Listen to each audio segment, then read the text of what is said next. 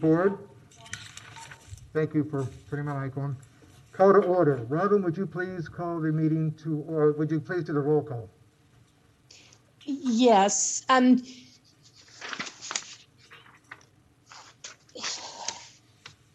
Member Porter is absent. Member Jacobson. Here. Member Lewis is absent. Member Sperlingwood is absent. Member Rockwell. Here.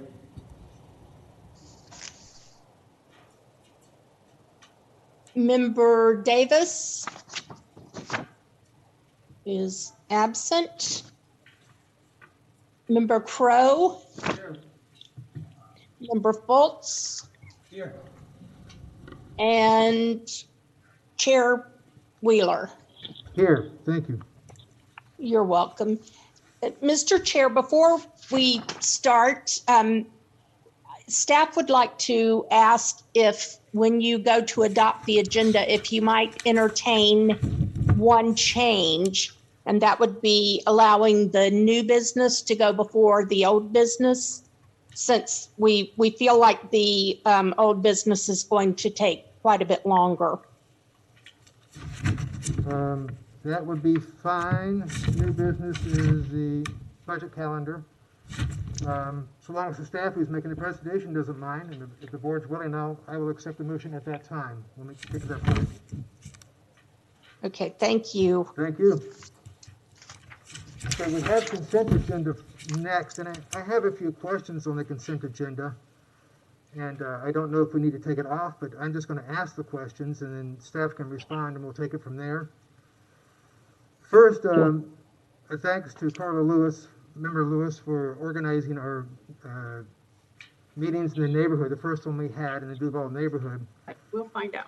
We had those minutes in our packet. Thank you for staff. I'd like to have those minutes included to recognize that Member Lewis chaired that meeting. Where are we going? You have the staff members listed who attended, but you don't have the UAB members. So if you could ask the Chair Lewis to moderate the meeting, and that members Porter and Fultz and Wheeler were there as well. I also have a question for Robin in that we don't have minutes from the joint UAB City Commission meeting from October 26th. Are we going to be getting minutes from that meeting?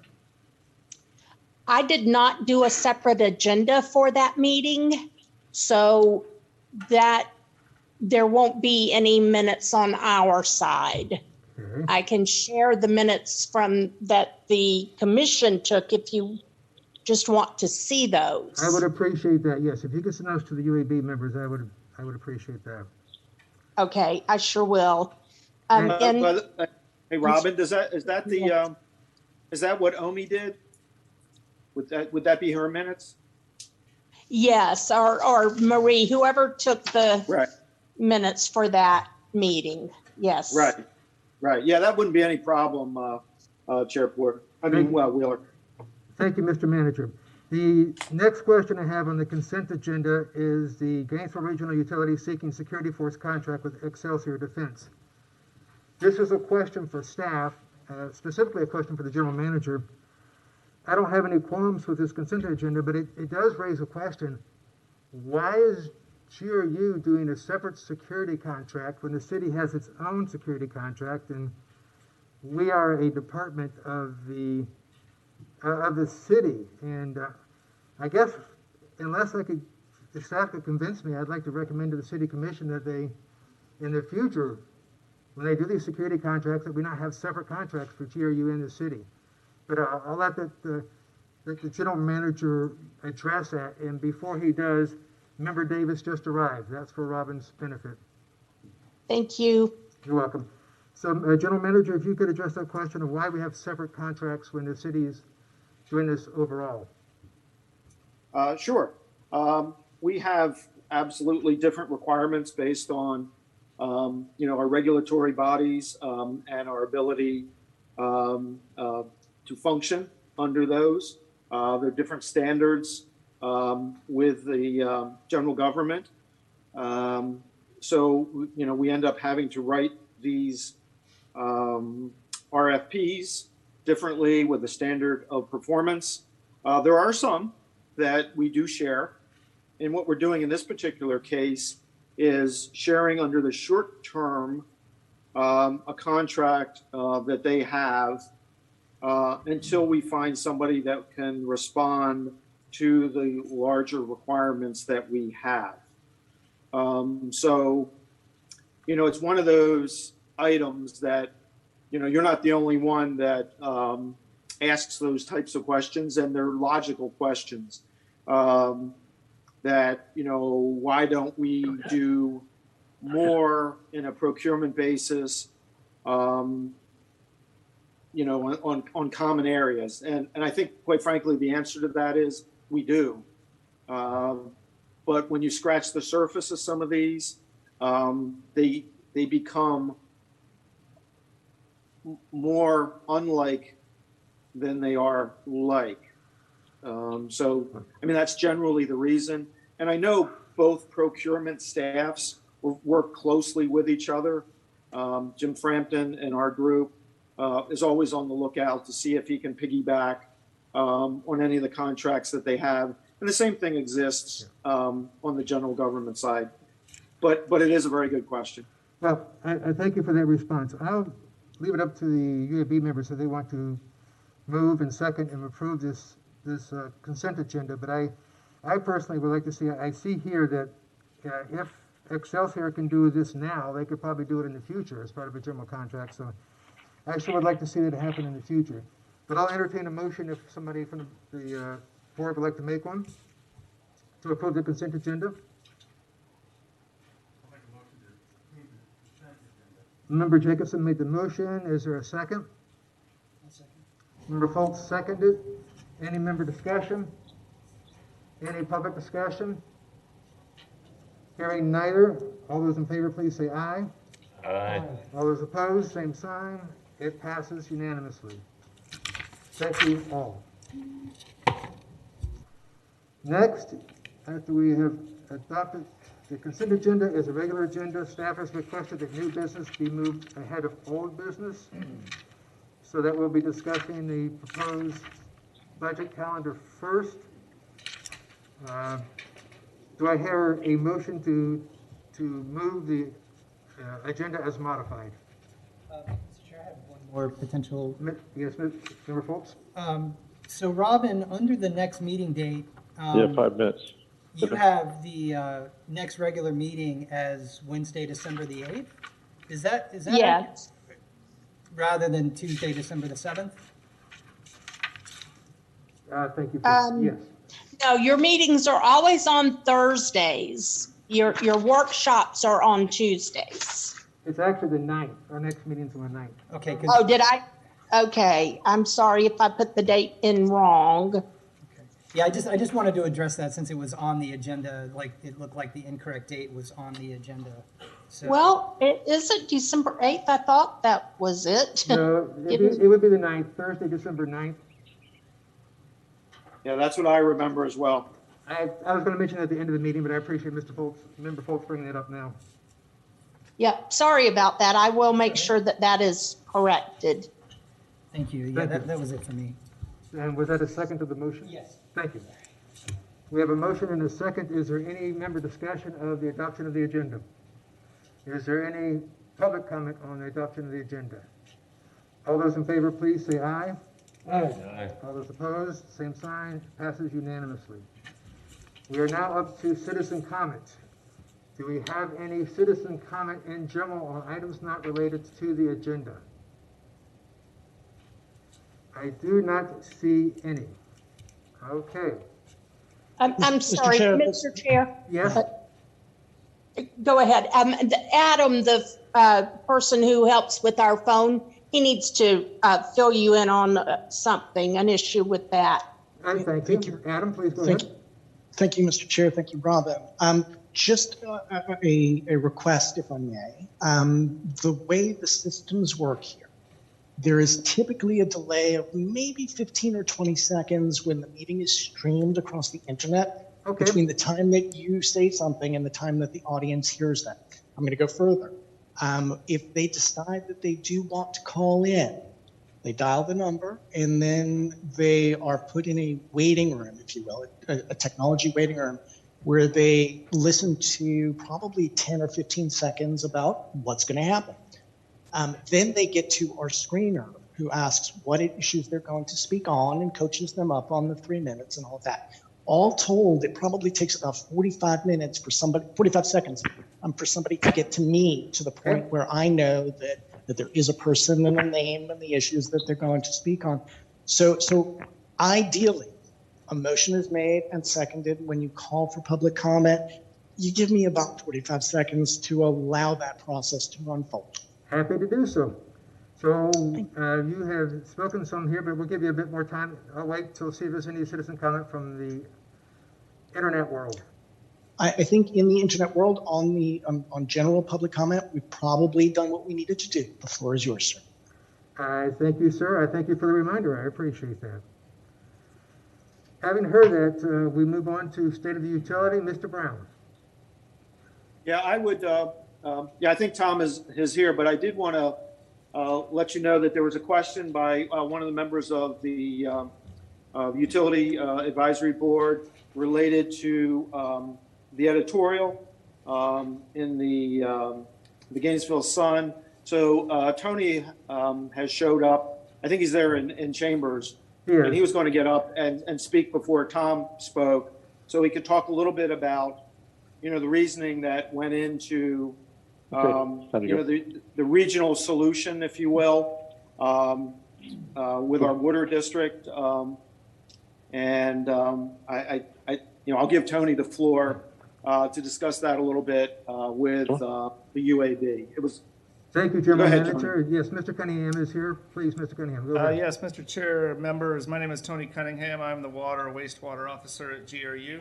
So yeah, back in October, there was an article written in the Gainesville Sun regarding the agreement that GRU came to with the Water Management District.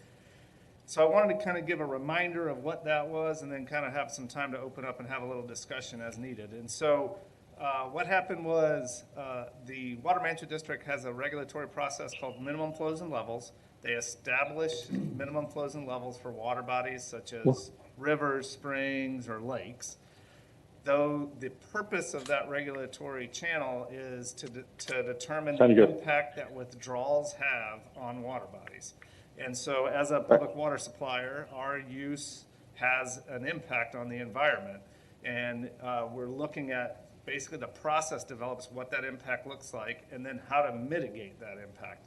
And so what happened over, and I'm not exaggerating, more than 10 years of working with the Water Management District through the process of establishing the MFL, through the process of developing models to understand how it impacts the environment, and then through the process of projects that could address that impact. What had come out of all of that is the Water Management District proposed a project called the Black Creek Project. That project was a regional solution. So as a utility, we could develop projects on our own to address an MFL. We can reduce our usage to address the impact in an MFL, or participate in a regional project.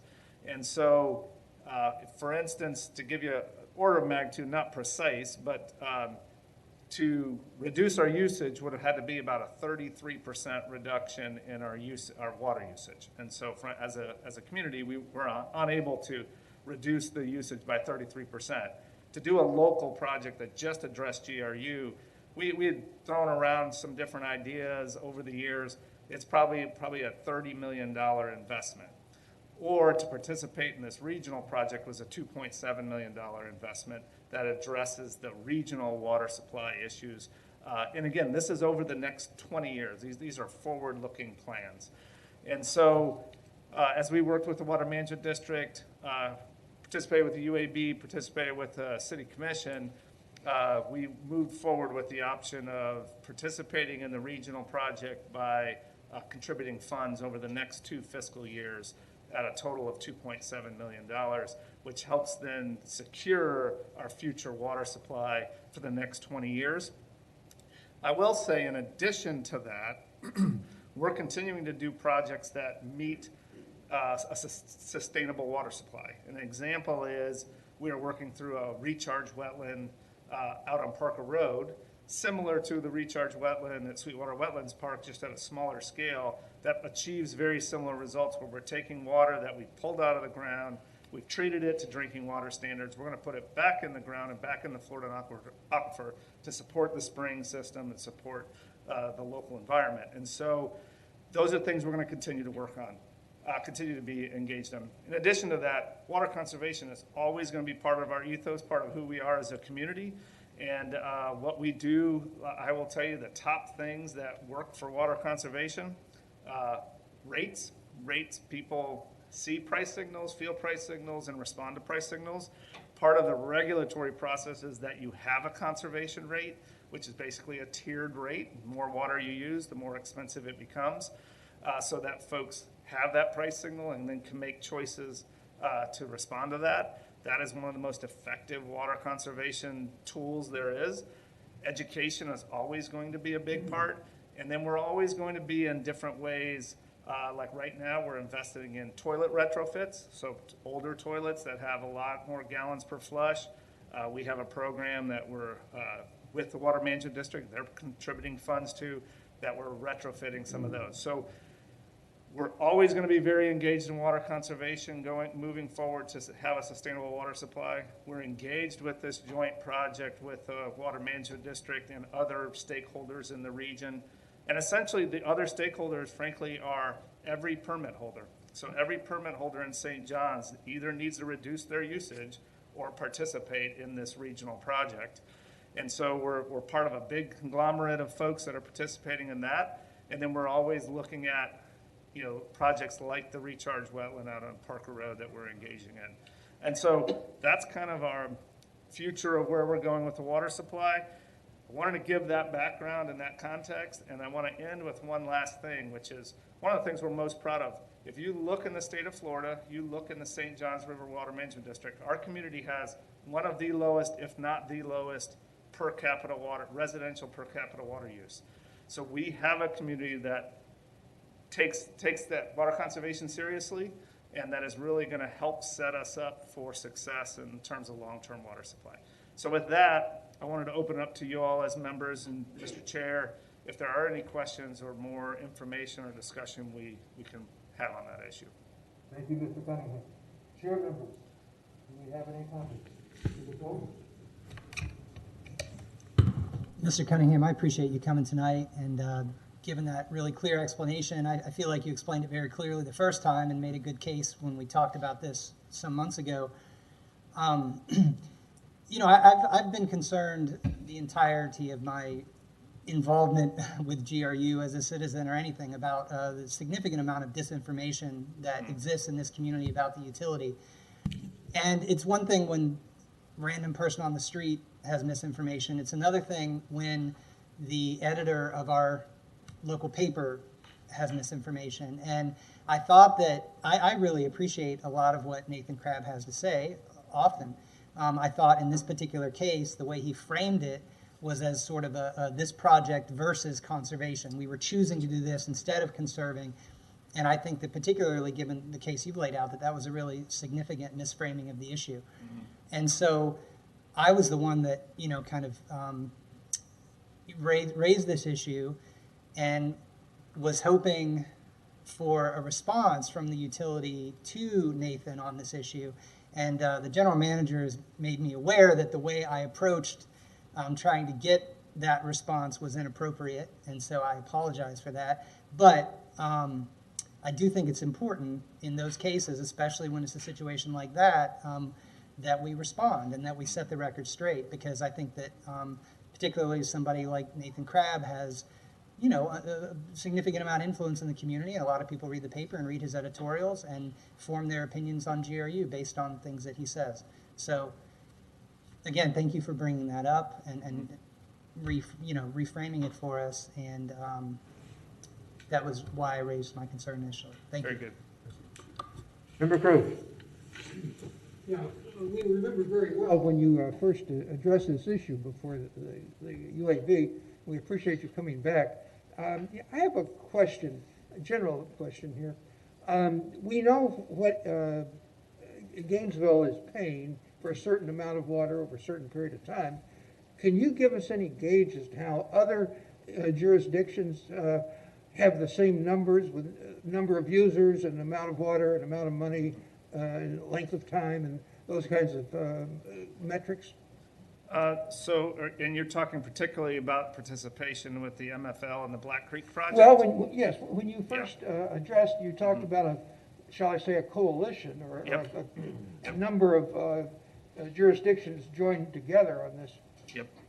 Yes, sir. Like I said, Mr. Chair, member, so I don't have at my fingertips the precise numbers, but basically the big part was there were 4 main utilities that were participating, and like I said, the other stakeholders are other permit holders that are working with the Water Management District now. But at the beginning, you kind of needed the big users to be a part of it to get the project moving forward. And so the 4 big users were us, Clay County Utility, St. John's Utility, and JEA in Jacksonville.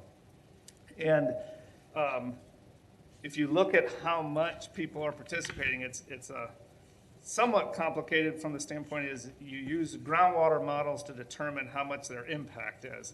And so their distance from the water body and then the amount you're withdrawing are the 2 factors that really drive how much your participation is.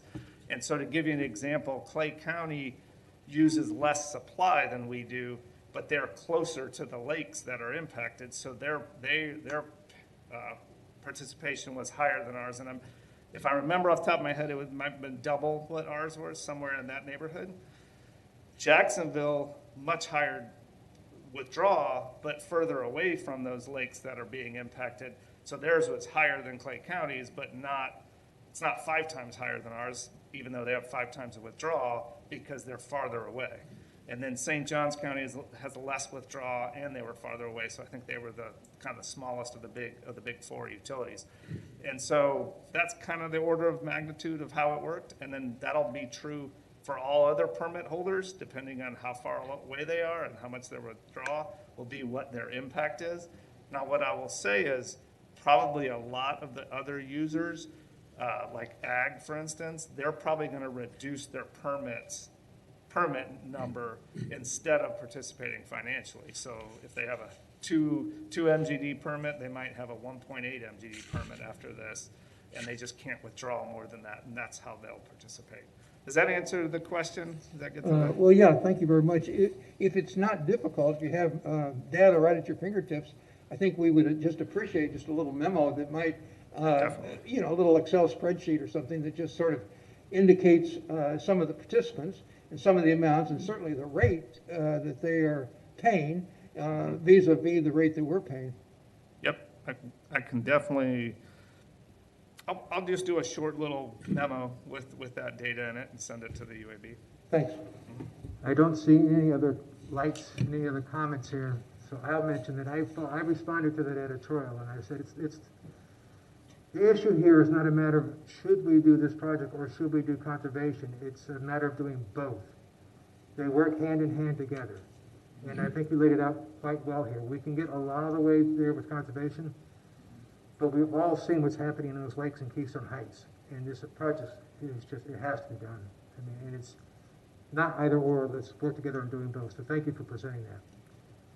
And I will end by just saying I do appreciate, the message of what we do and getting it out there is always a challenge. And as much as we can, we want to make sure that that's the proper message is out there and folks understand that. And so we will continue to work to do that as best we can. Thank you. Just before you walk away, Yes. Do we have like a web page or something that says what a wonderful job and how this is going to, is there a public outreach component of this?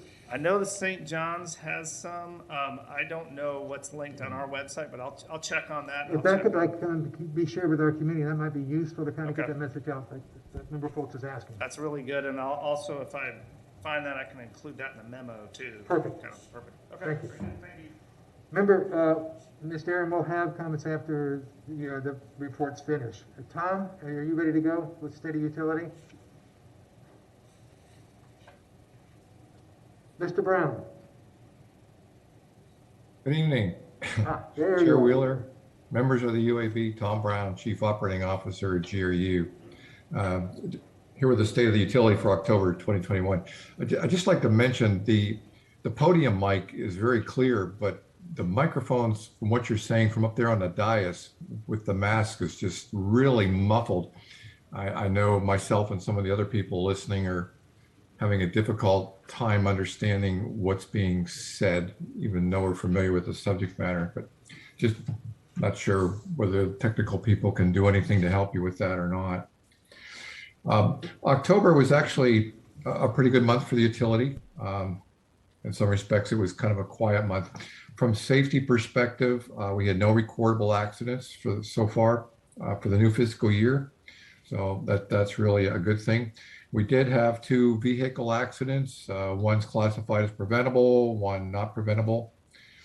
From a compliance standpoint with NERC, we turned 1 self-report in. It was actually a holdover from last year.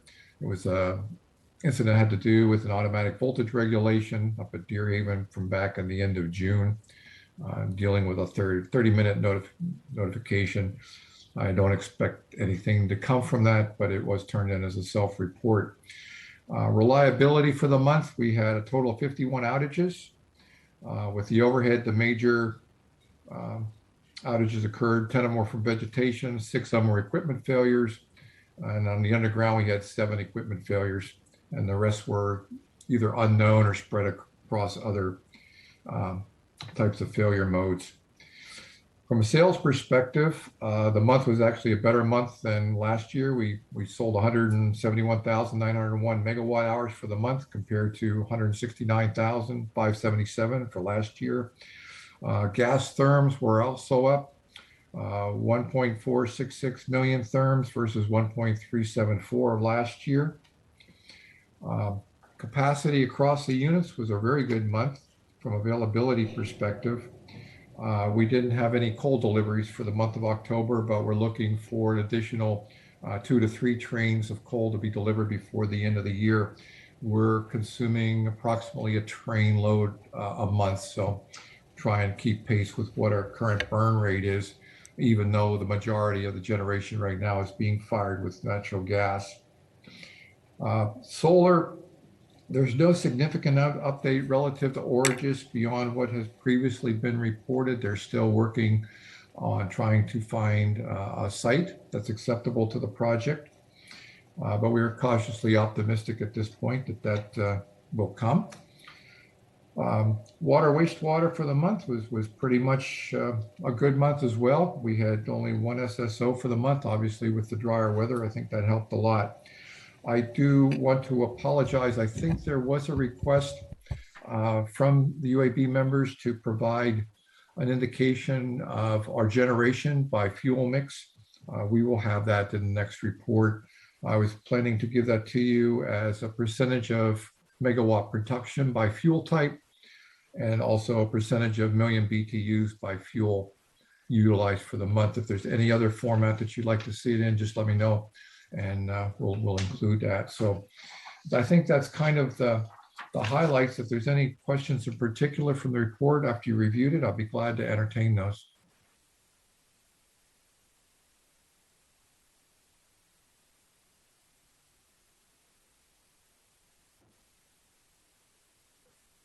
Go ahead. Tom, thank you very much. Turn your mic on. I had, how about if I could pull this damn thing down here? Two quick questions. In the report, in the solar section, you talk about the SCP. That for me is a new term. Maybe it just shows my naivete. But I was wondering if you could just explain that. I wasn't certain about what that solar project is or what that was relating to. And the second question is that I was the one that asked for that report that you mentioned that will be forthcoming, and you asked about any comments about that. The third leg of the stool on that one, of course, is the dollars per BTU or dollars per kilowatt hour, megawatt hour, so we can see what we're paying and, by fuel type and so forth. So if that could be just added as an additional column on your report, I think that'd be very helpful. Hey, Tom, I'd add that we do that as supplemental information on the quarterly reports. That's not something that we typically generate monthly, but we do quarterly as supplemental information on reports that go before the audit committee. So I think when those reports are done, you could just make it an addendum to the state of the utility. If that's I think that's doable. That work for you, Member Cruz? Is that good? Well, there's a question about the solar project that was addressed. Yeah, the I'm looking STP. for it, and I apologize. And again, what's coming through on my audio is really kind of muffled. I see on the Origis Energy Scope, there's the GRU scope of milestones, and then there's the bottom page where they had the three line items. If you would, which line item did you have a specific question about? Well, my question was the term SCP with the solar. I wasn't sure what that project was. It's new for me.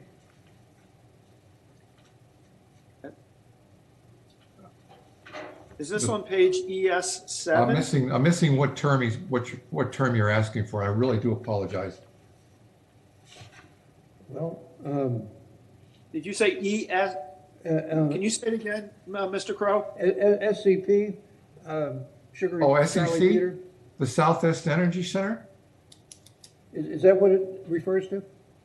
The SEC is our South Energy Center. That's the hospital where we supply Well, I guess power. I'm sorry that I misspoke. I'm sorry. I apologize. The SCR, the catalytic reactor, is part of the solar project? Oh, that's the scrubber. That's the I can't even tell you what it stands for. I forget the catalytic. Well, Catalytic conversion. well, They were is changing that- out the catalyst over at the SEC. Is that related It had- to the solar project in some fashion? No, No. not at all. that- It's related to NOx reduction at the SEC. And the elements that were in there had reached the end of their useful life.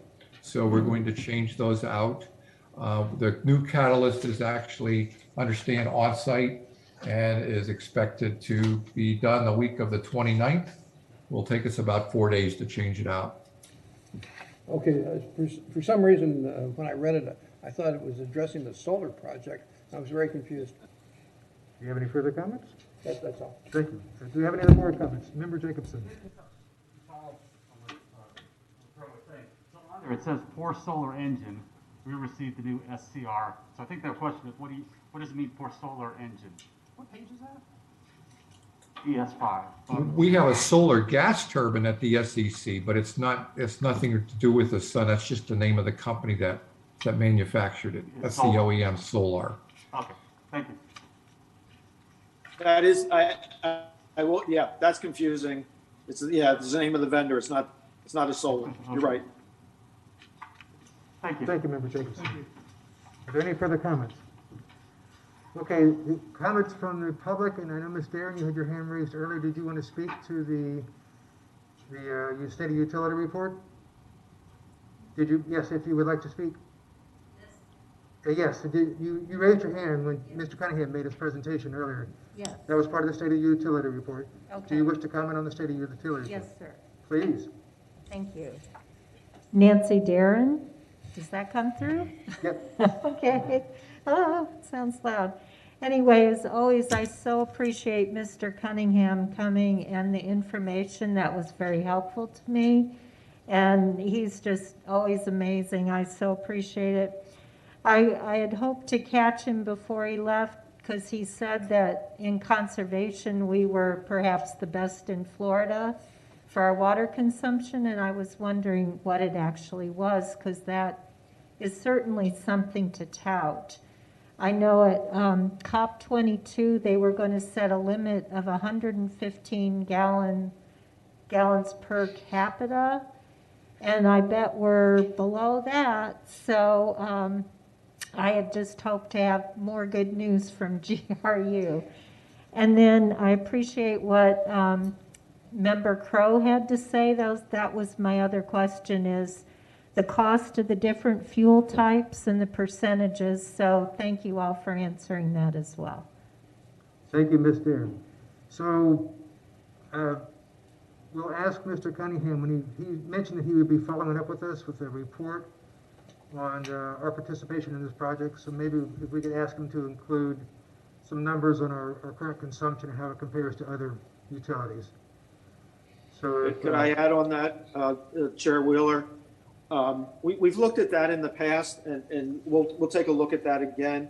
One of the problems we have with that is that it's difficult to properly identify that unless you're looking at the size of the homes, the number of the bathrooms, and those types of things. So you can have lower consumption per household, but if you're one bathroom units compared to 1.5 for bigger units in other towns, it's kind of misleading. So we have to be careful when we do some of the comparison because we get feedback. That's not necessarily a scientific way to look at that. The same thing happens on our electric usage. We are a town that has a lot of student housing, a lot of smaller units, rentals of individual units as compared, to a Jacksonville or Orlando or even Tallahassee in certain regards. So, you're comparing apples to oranges, and it makes us look less than scientific if we go out in the community touting something that someone can shoot holes in. So, we'll try to get some of those numbers and try to bring that back and have a discussion if you'd like. But I just want to give you that little bit of a warning. I appreciate that, General Manager, and we will be discussing this further as we get into rebates for water, Sure. electricity, and gas. But I think Ms. Darren's concern is that if we're doing a good job, we need to tell folks that. So if we have successes, we should get those out there. They're not necessarily successes. That's what my point is, that we have to be careful in using that. So we'll get them back to you. Thank you. Okay, is there any public comment from the World Wide Web, the internet folks out there? And I'm talking slowly. Thank you, Mr. Chair. As long as we have that minute, whether it's somebody in chambers or one of our experts or executives, that buys me the time that I need. So I can say definitively, the floor is yours now. Okay, so I think you said there was no comments from outside, so thank you. Yes, That concludes our State of the Utility. The board voted to move new business up before old business at staff's request. That means our next item on our agenda is going to be 210650, GRU proposed fiscal year 2023 budget calendar. Staff, Robin sent out a schedule of when the City Commission is going to be meeting on their budget meetings. So hopefully you all received that today. We have two proposed joint meetings with the City Commission on the 25th of January and the 16th of May. We need to decide when we would like to have our other budget meetings. As you saw in the packet, this can take up a lot of time. To get this discussion going, I'm going to throw an idea out there that I just happened to be rolling over my head today, as to whether it would make sense to have staff provide us with the same backup materials they're providing to the City Commission, but that we don't meet as a UAB on each of these individual meetings, but that we participate in the joint meetings only, so that we're kept apprised and up to date and everything else that's going on, and then we meet to discuss on those two joint meetings, and if any individual member wanted to comment to the City Commission, they could. That's just an idea, so that's one idea, and then the other is we schedule actual workshops and meetings. I'll throw that open to the board now.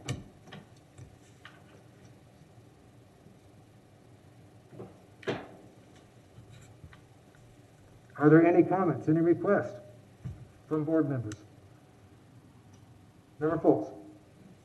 So just responding to what you were suggesting, the only thing to me is it looks like the proposed joint meetings are topical. Like if I'm understanding this correctly, what Robin sent out, these different dates are discussing different topics.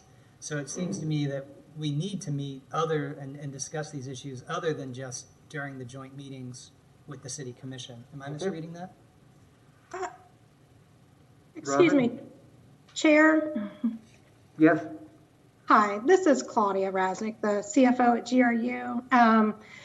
I just popped up on my screen the calendar that the dates that the commission had approved. If you could bear with me for just a second, I'd like to kind of give an overview of what's happened in past years, and that might help with some of the decision points, if you could allow me. Certainly, please. Okay. Before the pandemic, GRU performed, I think it was 34 budget meetings over a 2-year period with the City Commission and the UAB. That was for the years prior to 2020. And that was really due to a lot of new members on the UAB. So we took a lot of time to go through different topics so that there was that level of understanding when we moved into the budget process. Last year, or not last year, but the year before, we had the pandemic. So it was a very abbreviated budget cycle for the utility as well as general government. So we didn't really have that opportunity to go back through these topics. For this past year, the commission and the board were dealing with several macro level decisions, such as the general fund transfer, base rate increases that were significant and multi-year base rate increases. We're hoping to get back to a more normalized budget process. Not quite sure what your feelings are on that as far as what normalized actually means, but that normalized, what we've talked with the commission about, are going back through those topics again, and I'll share my screen so you can see those topics. Those topics are set up in such a way that allows the utility time to complete the budget process itself, while still providing information to both the board and the commission in a kind of a consistent fashion. So in the front side of that budget calendar, you have some kind of like macro level topics, so debt, rating agencies, and those sorts of things. When you move into the May timeframe is when we're getting into the meat of the budget, which are O&M and capital, and that allows the organization enough time to go through their numbers and vet their numbers and go through a QA/QC process. So historically, we've liked to do those number of meetings, at least since I've been here. We had a couple of off years because of the pandemic and the macro level decisions. Now, before 2018, 2019, the utility would essentially do roughly about a 12-hour session in July. So you can kind of see some of the changes from the utility as far as the budget perspective. So when we put together this calendar, it was to cover all of those topics to allow you enough time to ask questions as we're moving through that budget cycle. Our budget season, at least in the public arena, would last from July through August, September. It's essentially, it's a 10 or 11 month process right now. And I'll pop that up on my screen. I appreciate you allowing me to speak to that.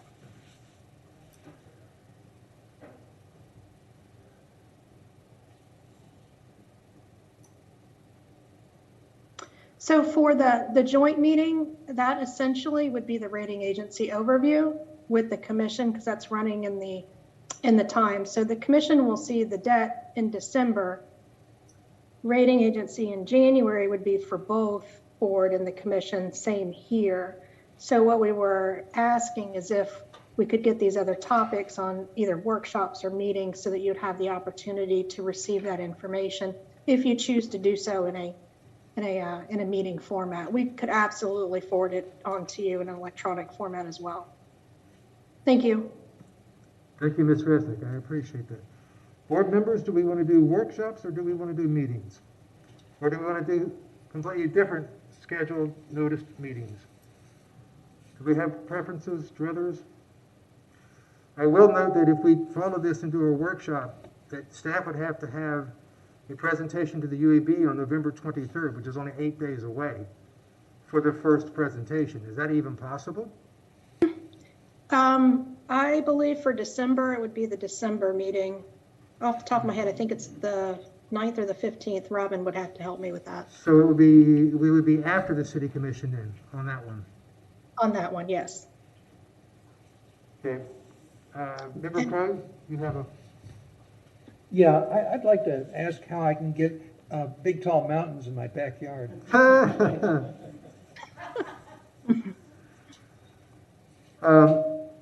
so staff is saying that if we, I'm just asking questions. I don't know how we should do the first few meetings or not, but if the first meeting that we would be able to do, our first budget, would be when?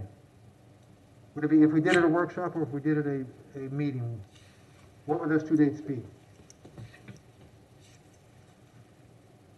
So I'll have to, The 9th would be our meeting. And I was hoping to have other things done at that meeting. Our workshop would be the 29th, the 30th. Nope. Excuse me, Mr. Chair, this is Robin. Your workshop in December actually falls on the 23rd because it's always the fourth Tuesday of the month. Wow, so that, you'll be doing that 2 days before Christmas. It'll be, it's actually the fourth Tuesday in the month is the 28th of December. Oh, okay. My apologies. I don't have my calendar up in front of me. So But I am getting that up as we speak. The question is, do we do it if we have a workshop, would it be November 23rd, which is the fourth Tuesday? Or would it be December 28th? Which one would it be? Well, Claudia, is that something that you could do for the 23rd? well, given that's a holiday week, that's going to be a little tough Yeah. next week for Thanksgiving. Chair, if I could just make a suggestion for the debt meeting, do it in early January, so it's close to the rating agency overview with the commission, the joint meeting with the commission. That might be helpful than spreading it out the 2 months, particularly for the newer members on the board. So you're saying that you would prefer that if we had that presentation, it would be in later December? Early January. Early January. Yeah, because what Claudia is saying is that, we'll be working with the commission on that, and there's no need to you do that concurrently. It's just as long as you get it before the rating agency overview. Right. So I think that, and I think we could send the materials, as somebody suggested, out earlier so that you could already, see it and be prepared at that meeting. Absolutely. So UAB members, if we go forward, we're going to be looking at workshops or at meetings. For our very first meeting, which is debt overview, did you want to do December 28th, which is a workshop, or do you want to do January 6th, which is a meeting?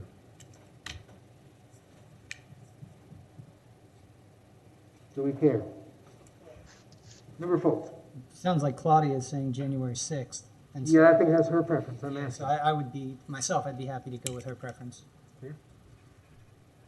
Are the board members okay with going with January 6th for our first budget meeting? Yeah, there's a high likelihood I'm not even gonna be, in town the last week of December. Okay. Anyways. I see a general consensus that we start our budget discussions on January 6th. Our January workshop is going to be a joint meeting with the city commission. Do we want to continue holding these budget discussions in our meetings rather than workshops? Okay, as I don't, Member Foltz?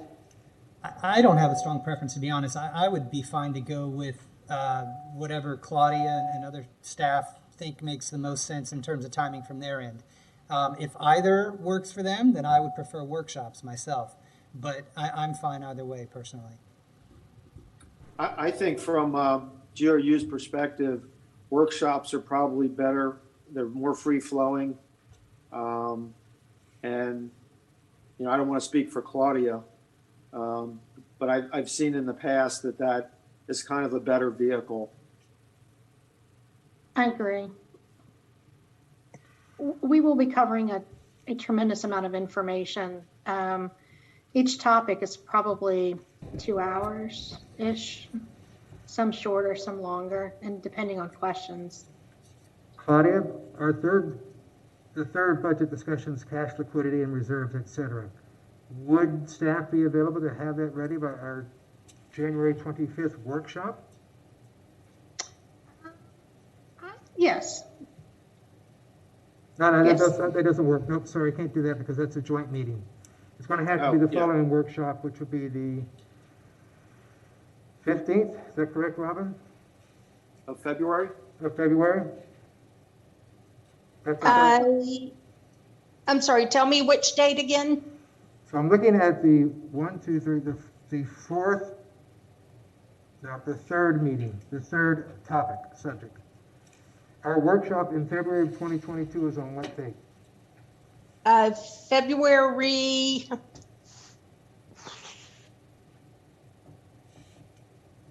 I'm sorry, give me just a second. It's the fourth Tuesday of the month. 1, 2, 3. That should be the 22nd.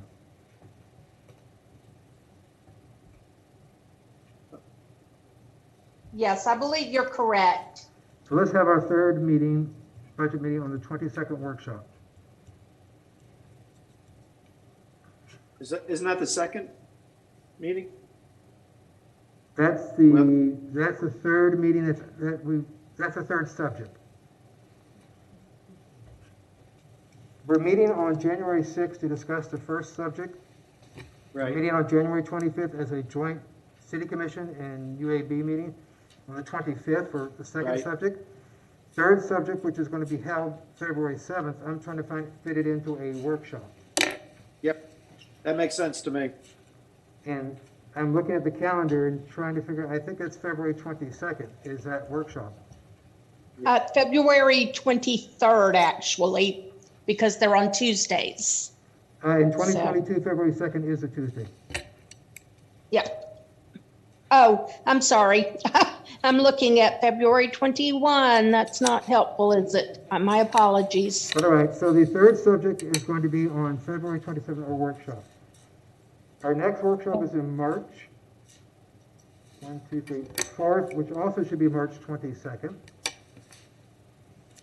And that would be Yes. that would be 6 days before Claudia does the presentation to the City Commission on the 28th. Can you do that on March 22nd? Yes, Chair. Thank you. If any UAB member wants to stop me in the middle of all this, but I'm just trying to throw dates out and make sure it's good for everybody.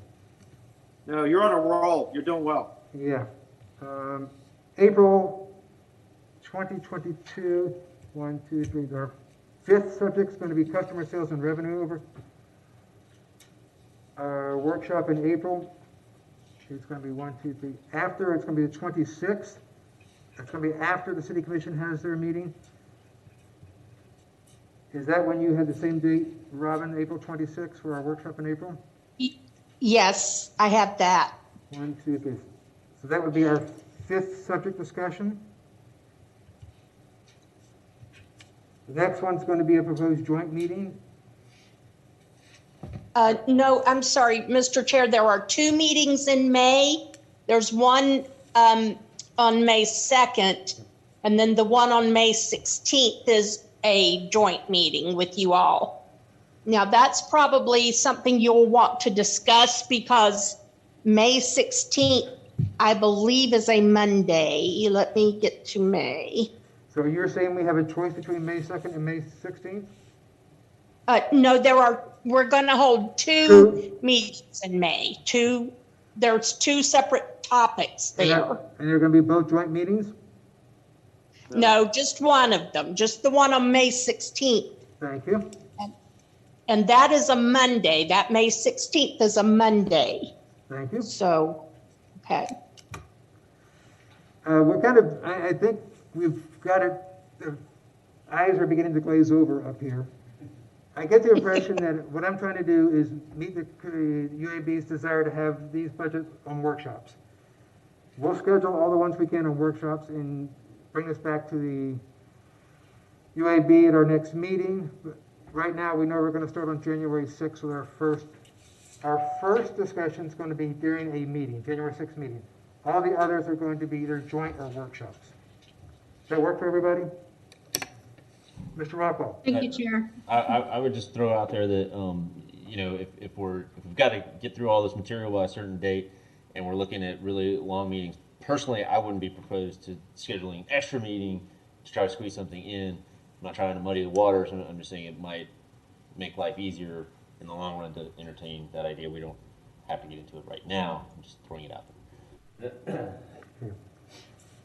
I was trying to get it so that we would meet before the commission and give them any recommendations. That isn't always going to work, but perhaps I can do extra meetings to make it.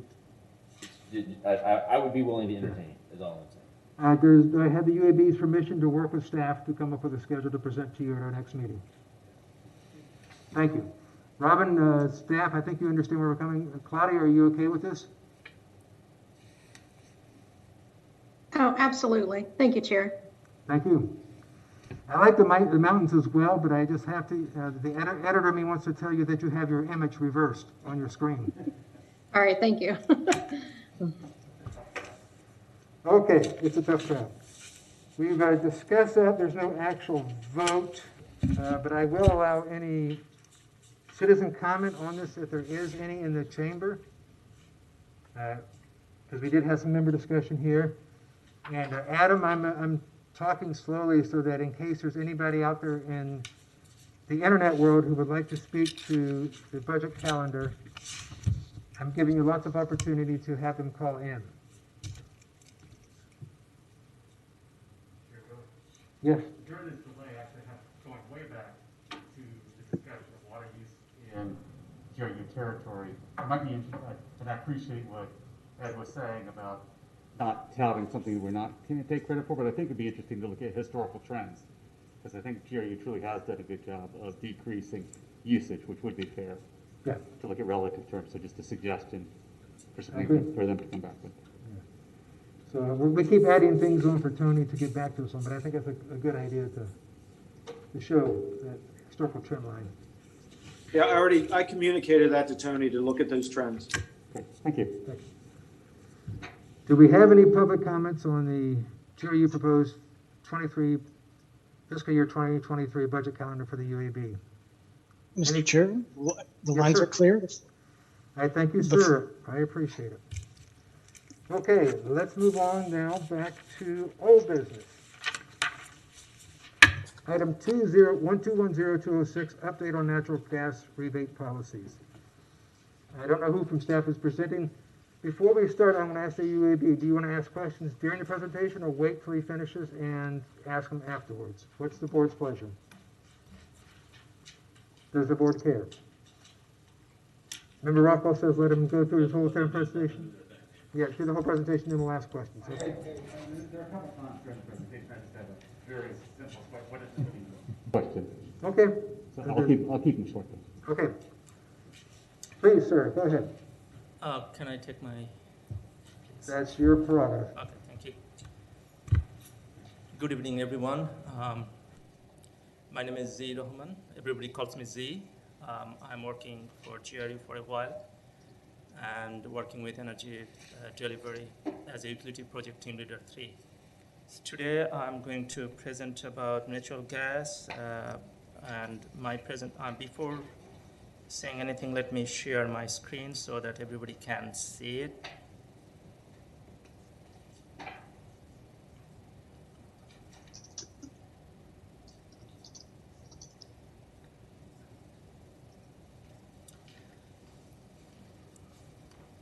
So this presentation is composed of responses of some questions from our previous presentation that was happened to be presented July 27th. And during that presentation, we received some statements. And after that, there was an email one of the UAB members sent us. So this presentation will answer all of those questions. So these are the general takeaways. that will be explained during these slides. So first one is we reached out many different utility gas service provider in Florida, and we did not find any utilities offering rebates for converting natural gas to electric.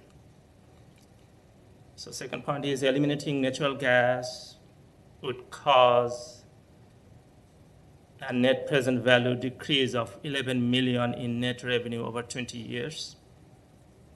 Natural gas gross revenue from outside of electric service area was 7.9 million in 2020. And last one is, so if I consider a term cost, a GRU customer for gas will be about 86 cents. For the same unit of heat using electric cost, the customer would pay over $3.7 per term. We have a number of questions. This will be brief, just the terms mainly.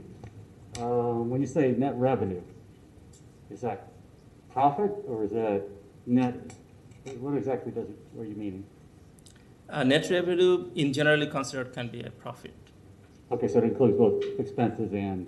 Yes, it was considered. Any comments? Yes, it is. And so when you say that, is that including the additional revenues for the electricity that would be sold?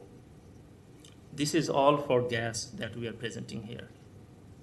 Yeah, the point there, Mr. Jacobs, is we cannot get any electric revenue because it's outside our service territory.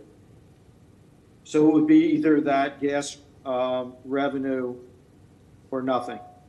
And I guess to be clear, so yeah, I understand the outside our territory, but some of the natural gas is inside our territory. Correct. And so my question, and kind of goes to the third one there.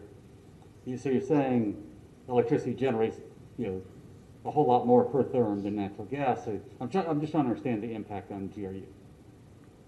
Yeah, there will be much more slides in the future that might help you answer that questions. Okay. And after that, we can talk about it later as well. Okay. So this presentation contains about 22 slides. So 18 slides that I'm going through, and I will have Vanessa Aragon, she's working utility marketing, and have Thomas Lipton, he's working as a utility engineer 3. So after 18 slides, Darius Friend, he's sitting just behind me. He will show you GRU portfolio through a GIS point of view so that you can clearly see what we are serving, how we are serving. And he is a GIS admin for GRU, and he is also a utility project team leader 3, like me. I'm going to hold off on my questions as well, but since Barry asked that one, I need to follow up.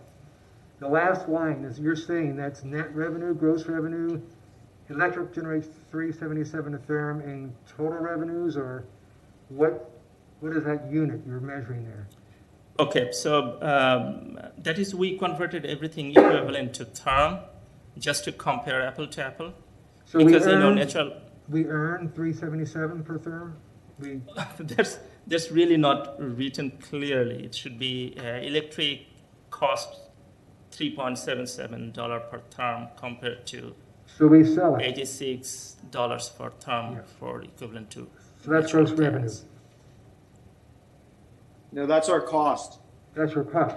Yeah, but it says for customer. Yeah, that's not a good way to put there. And thank you. Yeah. So the verb generates is probably not a good action word. Absolutely. It should be costs. Absolutely agree, and we talked about it a lot. I'll hold off my questions for later. I appreciate that. Thank you. It's a legitimate question, and we discussed even today, and that's why I presented a little bit differently. So let's talk about natural gas rebates. I'll try to speak slow, and so that who are watching it from outside can also understand this presentation. So this is the overview of natural gas rebates. We are paying average of $750 per rebate customers up to $1,600. And those customers, for the eligible customers, converting from electric, oil, or LP, which is liquefied petroleum, to natural gas for water heaters, furnaces, cooking ranges, or dryers.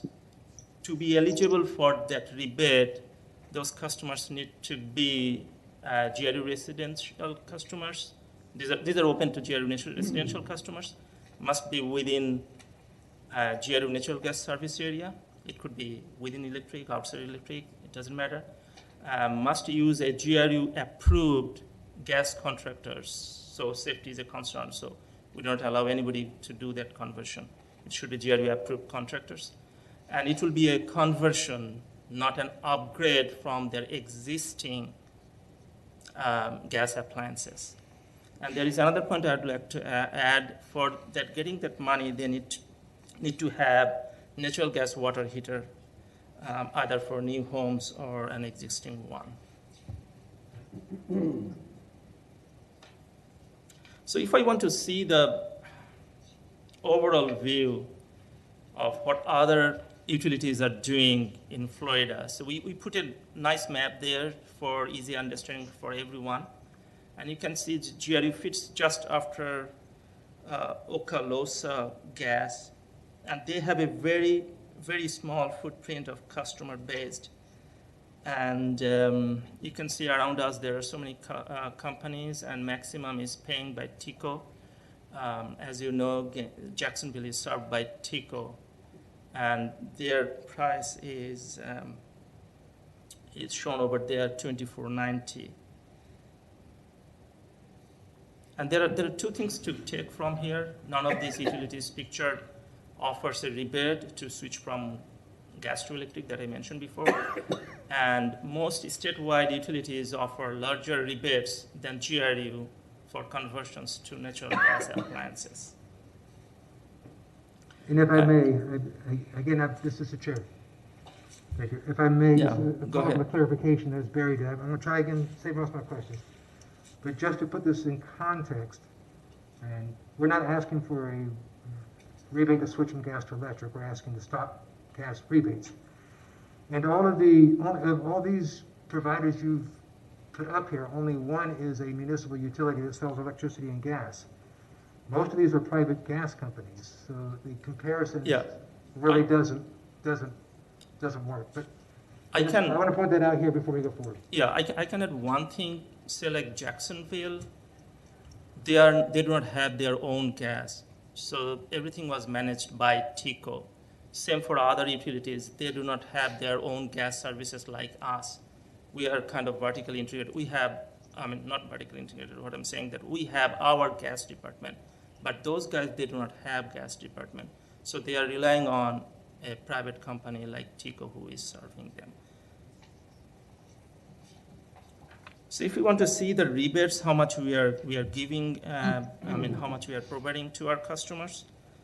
So you can, we just analyzed from 2016 up to 2020, and from a historical point of view, what we can find, we were able to find in our archive data shows that we started our rebates in July 7, 2007. So that is the data we can gather from our archives. And average rebates, we provided about $756, and total rebate paid per year average of $240K.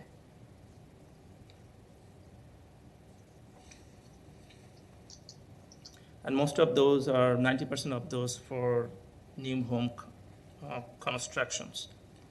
So this is the net revenue from rebate customers. Y-axis is rebate payment year, and x-axis is revenue year. And these are all in net revenue, which we got from billing, and we tabulated in a simple way to present it here.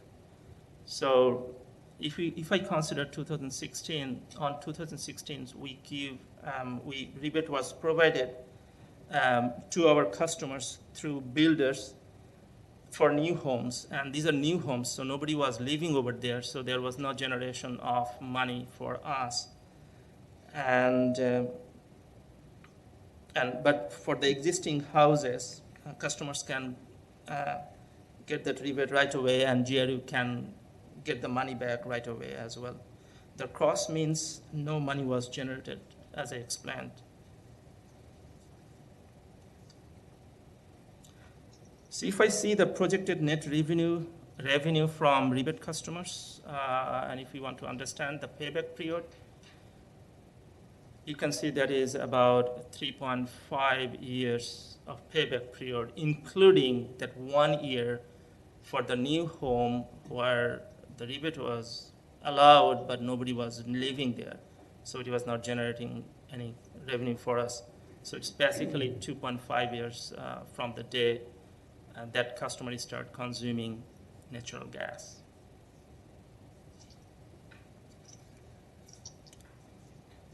So let's see what about the outside electric service area gross revenue. So as already initial presentation, I stated that last year we had 7.9 million outside electric service area gross revenue, which is included 25.1 million of total gross revenue. And that gross includes revenue contains customer charges, taxes, purchase, gas adjustment, base charges. I mean, everything that you can see in a bill. So this was presented because there was a question from our last presentation. So that's why we presented in here again. If I see the future revenue in NPV, these are the two findings we have. So gas customers added via rebates in 2020 will generate 10-year net present value increase in net revenues of 800K. And number two, consistently adding an average of 320 customers per year over a 20-year span would provide a net present value of net revenue 11 million. So if I see how it is helping or not helping, or what is happening to our customers, so we put a customer perspective here to see is there any savings for them having natural gas. So this is a real value. I mean, so having only gas dryer and gas heater for a customer who is using only a very small amount of 16 therms. So that if we go for equivalent heat rate for the same 16 therms, we can see that person can have annual cost savings about $550 per year. And this data is based on 2020. There were some Let me add right, hey Z, can I add right there? Yes, So please. we don't get into the issue of what the rates are and what the cost. We've done, this is more simplistic in that we've just looked at what that cost is and assume there's no profit on top of it or there's no rate of return. It's just the cost. I mean, to do the full rate, you know, the numbers would be proportionally different. Right. But we just went with the cost because you don't want to go through a whole rate analysis with this as well. So the cost is the cost. Sorry to interrupt you, Z. No, absolutely fine. Mr. Manager, General Manager, if I may add, just to clarify, that assumes Sure. that you're not going to much more efficient electrical appliances such as heat pumps. Member Porter has been mentioning some time that these are phenomenally more efficient, so I'm not sure that that's accounted for here in this page. A heat pump is not considered Well, as no, most of the cost. Yeah, go ahead, sorry. Yeah, go ahead, Z. No, what I'm saying, this is just Yeah, a gas dryer and gas heater that is we just considered, not everything else. But yeah, please, sorry. Yeah, no, that's okay. Most of the calculation is in, or most of the cost is in the loss of efficiency that you have from being produced at a power plant producing electricity as opposed to the efficiency you have of natural gas being pumped into the home. So while there may be something that to your point, geez, I keep calling you Chair Porter, sorry. Chair Wheeler, you would be talking about a marginal difference there. So, that would nip around the edges. Go ahead, Z, I'm sorry. No problem at all. So during our last presentation, there were some questions about leaks and what GRU is doing. So we tried to summarize some of that into next couple of slides. And leaks is really an important part of reducing greenhouse gases. So most of our gases are coming from Florida Gas Transmission Company, that is FGT. Not most, everything is coming from them. So we reached out to them and we found they provided that last 5 years, their lost and unaccounted natural gas was 0.06%. But last year it was less than that, 0.02%. And we are a distribution company mainly. We have a little bit of transmission. So our percentage is less than 0.05.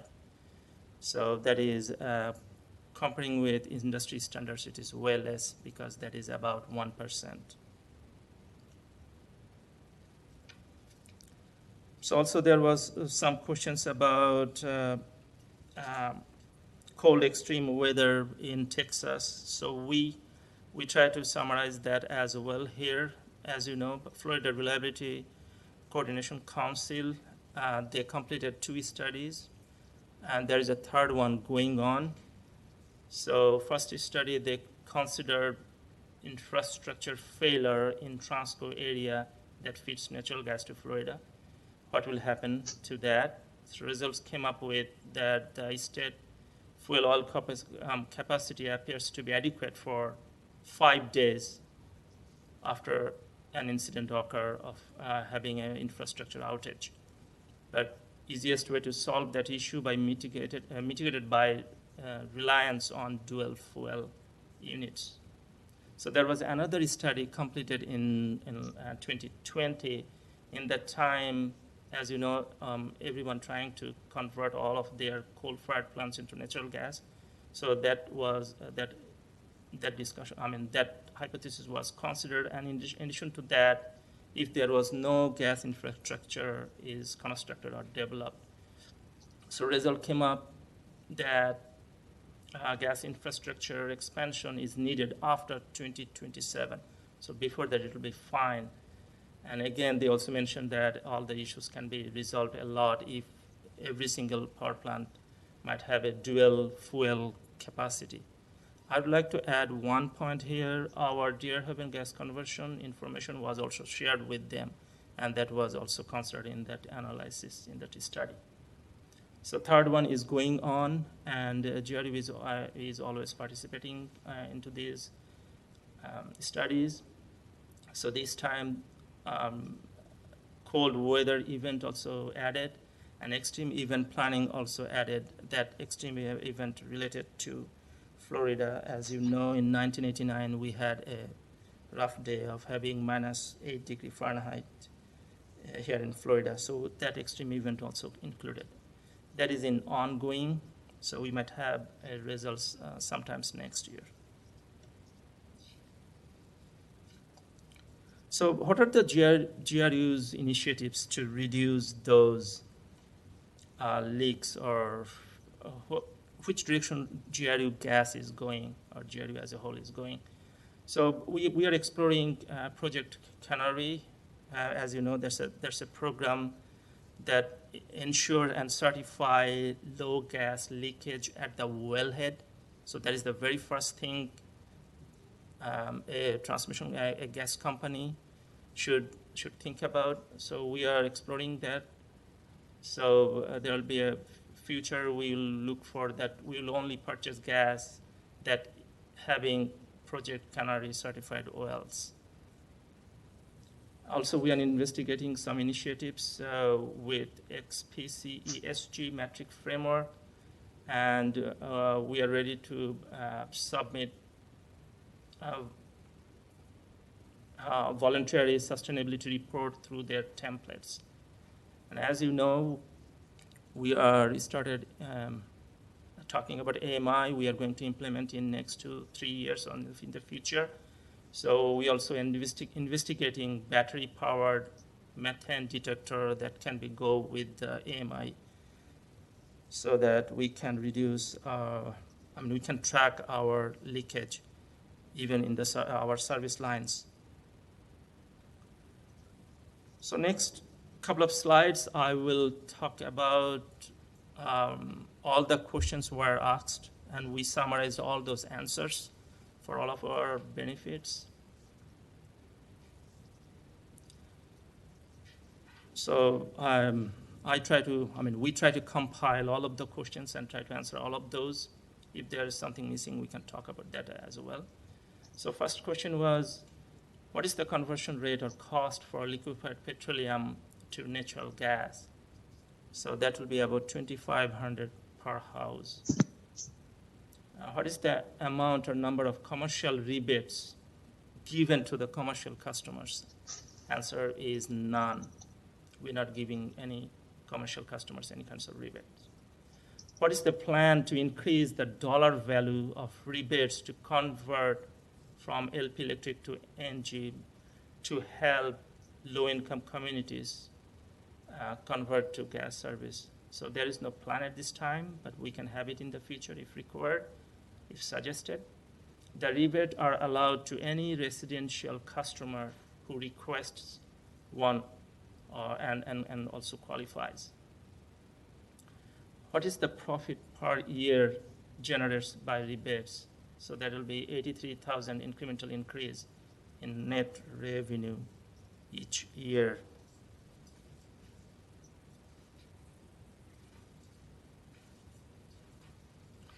So other questions were, what is the revenue per customer who receives rebates? So that will be around 240 net revenue per customer per year who are receiving rebates. So during the Texas freeze, natural gas was not available to GRU. That a statement was made. What happened to the lines in Alachua? Why did GRU purchase fuels? So as you know, generation has the capabilities, liquid solid fuels, so we use that, and there was no shortage or outage, and all the natural gas was reserved for our customers. The gas on the Florida Gas Transmission Pipeline, who is our transmission service provider, comes mainly from the production areas in Texas, Louisiana, and Gulf of Mexico. And gas is purchased mainly from gas marketers, but occasionally from producers who are vertically integrated. And there is a question how much money there was a profit during the Texas freeze? Yes, by selling power to our adjacent utilities, which was totaling of almost more than 500,000 for 7,400 megawatt hour. What is the financial loss if we stop rebates and stop increasing new customers at 500 per year? So from our analysis, we found that 83,000 incremental net revenue each year. Without rebates, we would not have the Oakland subdivision, a significant source of revenue. So now I would like to hand over to Darius' friend, who can share gas portfolio. Please, Darius.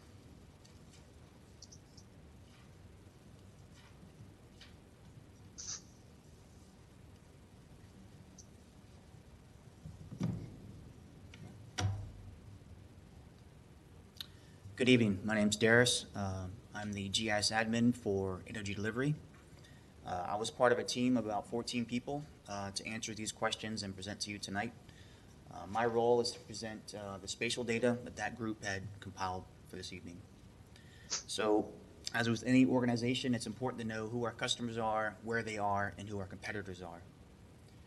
So first, I'm going to orientate you to the map. We're looking at Gainesville at Alachua County level. And just to kind of give you an idea where we are, I'm going to turn on our city limits, which is color-coded by our districts. And to help with contrast, I'm going to change the base map to something dark. Now I'm going to turn on our electric service territory, which obviously extends beyond city limits. And then I'm going to turn on our competitors for electric and turn off our service territory. So now you should be able to clearly see, there's a slight delay in my remote. So now you can clearly see where our competitors are. So I'm going to turn off some layers here and show you where our customers are located. The white dots indicate customers outside of our service territory. Yes, sir. And the color-coded dots indicate by commissioner district where those customers are located. In a previous presentation, you had asked where are these rebates going. So we looked at from 2020 back to 2016, and I'll start with 2016 first. The clusters there are, I'll turn on our service territory to give you an idea in relation to our electric service territory. So the clusters that you see on the west part of town are those newer subdivisions that we're going in. And you can also see within our electric service territory, we're also giving rebates as well. I'll turn off 2016, turn on 2017. Again, we have those clusters on the edge and outside and also within our service territory. Now we're looking at 2018, still pretty much the same. 2019 and 2020.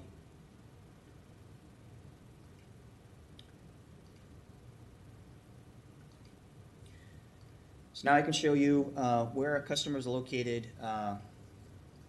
not in our electric service territory. That's in the white. And obviously our customers within the service territory.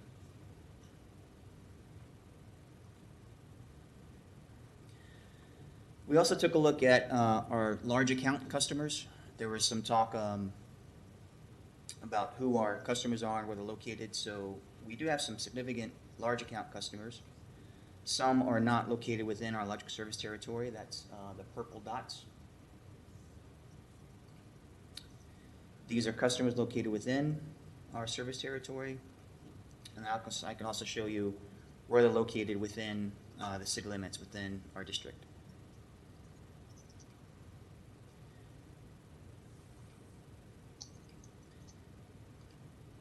This one here will show by dot size and by color the amount of consumption and where it's taking place. So you can see down here in Butler Plaza in the retail area, we've got a significant number of restaurants and retail. These larger purple is probably some manufacturing or processing. And then out here, there's also Publix and some other customers that are significant consumers of natural gas.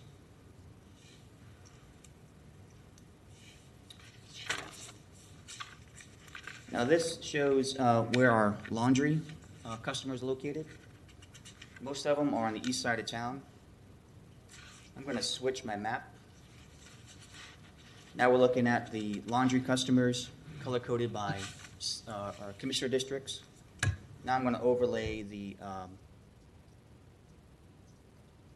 household income. The bluer shades are lower income, the greener shades are higher income. So you can see predominantly our laundry customers are more in the blue. So we know where our customers are, we know what their consumption is. What we don't know is if they don't have, what would they do without natural gas? If natural gas was not available to them, what would their choices be? And we would recommend that we do a survey to figure out what would they do with or without natural gas. So if you have any questions about the spatial data, I'd be happy to answer them.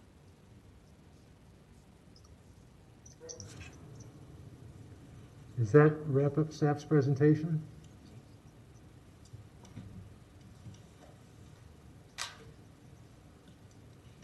Sorry, yes. It does? Thank you. Yep. UAB members, do we have questions? Number 2, number 9, Member Jacobson and Member Davis, so in that order. Thank you, and thank you for that presentation. I do have a number of questions now. I'll try and keep it as brief as I can. On slide 8, I believe, you talked about projected net revenue from rebate customers. And this kind of all gets back to the same question. So if a customer inside GRU electric service switched from electricity to natural gas, what's the net revenue to GRU? You were talking about slide number 8? Yeah, I mean, it comes into a number of slides, but it's just a very, I think, straight, generic question to say, okay, at my house, if I switched from electricity to natural gas appliances, what's the net revenue to GRU? What's the net profit change to GRU? So actually, if you switch, because we have a higher rate in electric, so as a customer can save a lot of money. But in terms of GRU, did we do some analysis on that? We did. You can comment on. Sure. I think it's Tom Lipton again. I think in short, to answer that question, it would vary greatly depending on the house, right? Sure. I mean, it depends on how many appliances you're converting, how close you are to our current natural gas system.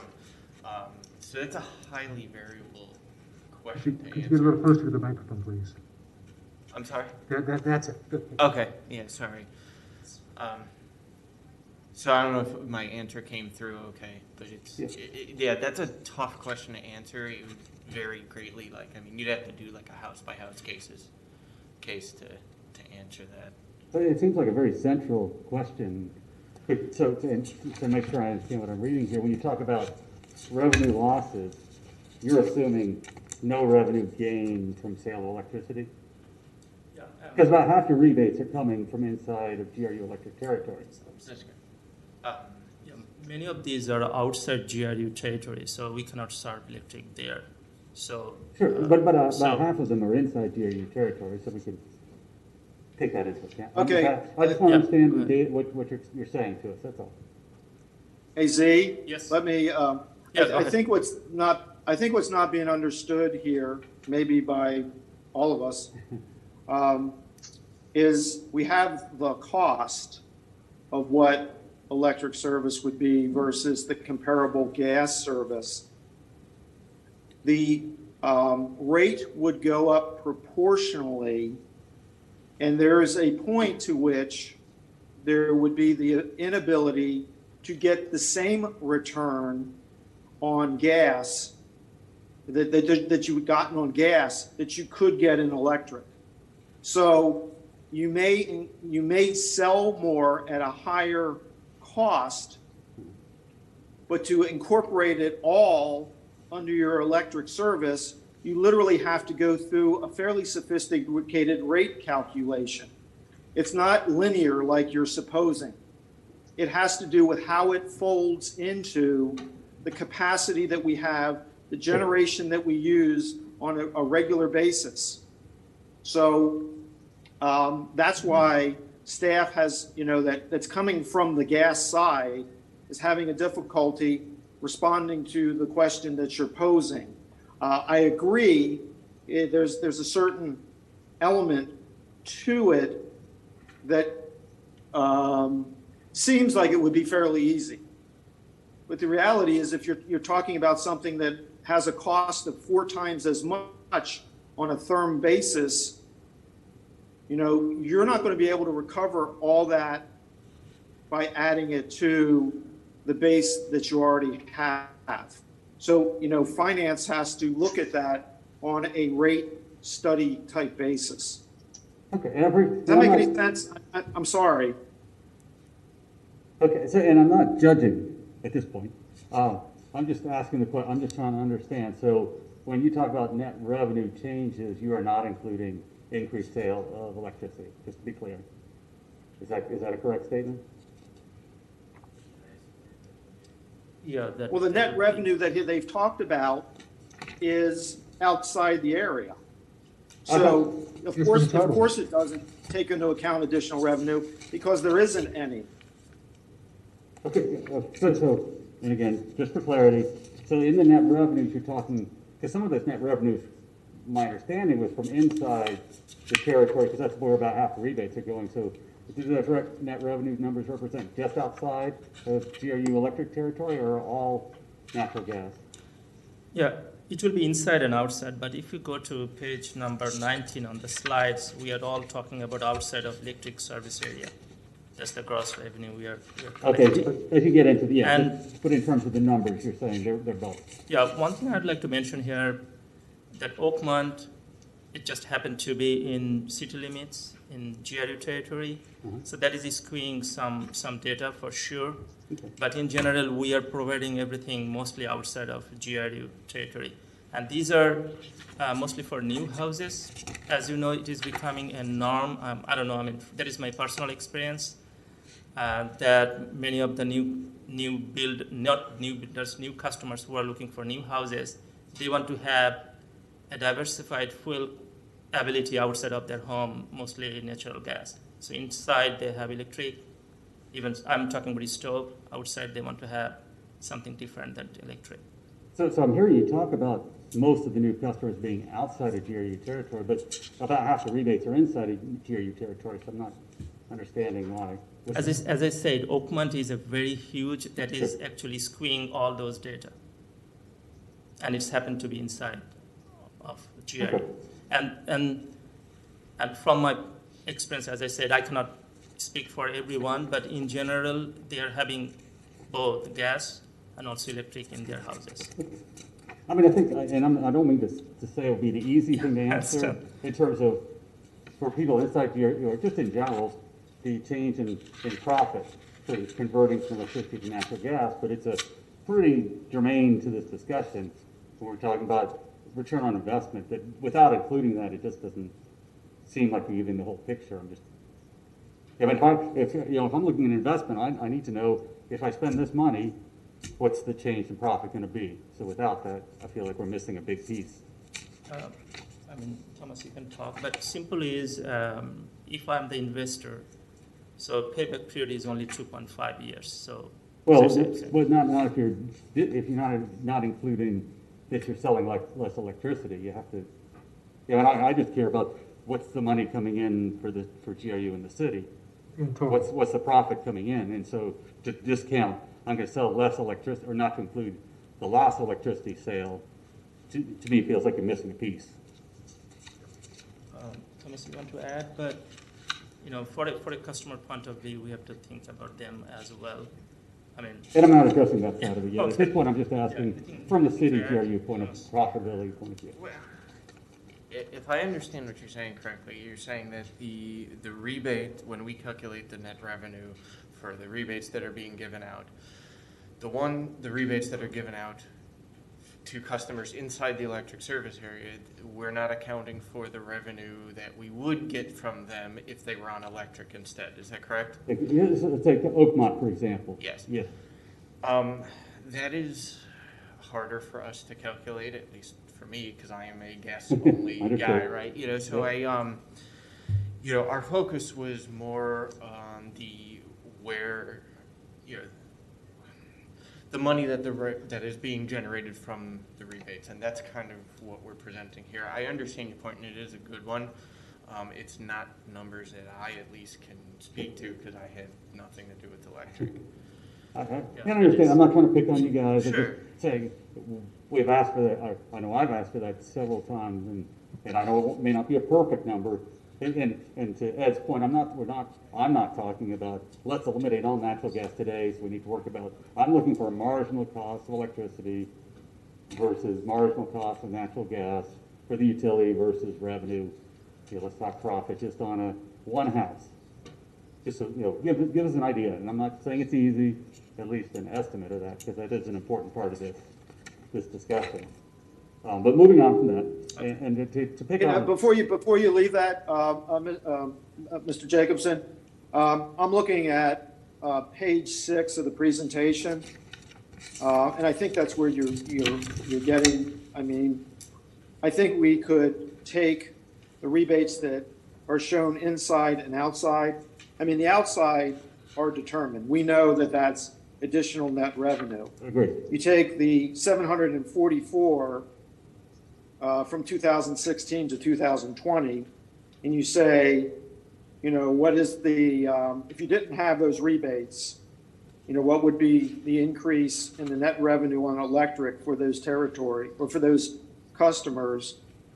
And I think that, we could go on the electric side and look at those rates and come back for that specific question. Okay, I'd appreciate that. That would be helpful. Okay. Going back to Chair Wheeler's question on slide 11 on the equipment. So when you talk about the therms, the cost per therm of electricity, is that just a straight conversion from kilowatt hours to therms? Yeah, in general, like 29.3 kilowatt hour is one term. So that is, it's a general conversion. It's equivalency that we calculate. So again, this is just clarifying. So you said, and there was some, I had confusion when you talk about these numbers. Is this the cost to the customer, or the cost to GRU? Customer. It's a customer's perspective. So. Okay.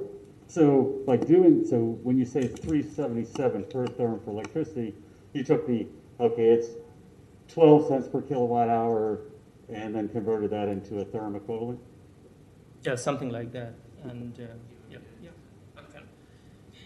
yeah, I mean, I don't think it really has to be like an anonymous secret or anything. This slide is my house, actually. This is, I looked at the past 12 months of what we used in gas. Now, my house is only gas heat and a gas dryer. So it's, comparatively speaking, low gas usage.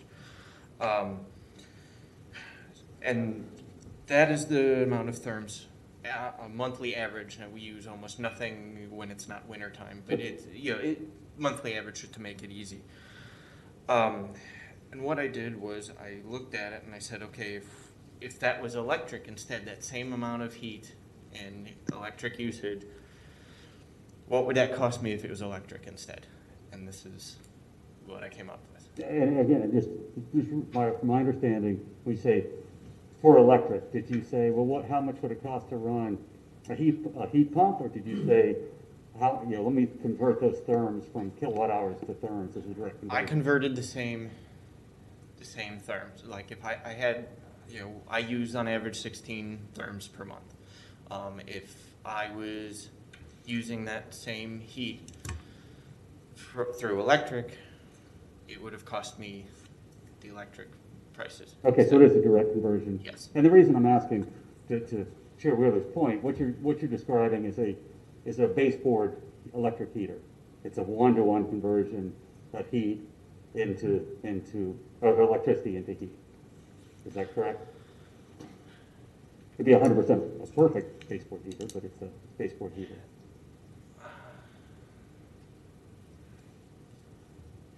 And I'm not trying to put words in your mouth. Yeah, well, right. I'm trying to really think about this before I go. Yeah. And I don't know that we necessarily. We don't encourage thinking. Because it's a hypothetical, right? So it's not, there's a lot of different variables. So I didn't really consider different appliances, whether I've got like, a high efficiency gas or a high efficiency electric or low efficiency. I wasn't looking at it that way. I was looking at it purely from the just, number of therms.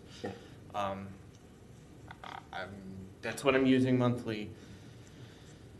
I'm going to use it whether it's gas or electric, I'm going to use it one way or another. This is the difference in price. Okay. And the reason why this is an important question is that what you're describing is a baseboard heater.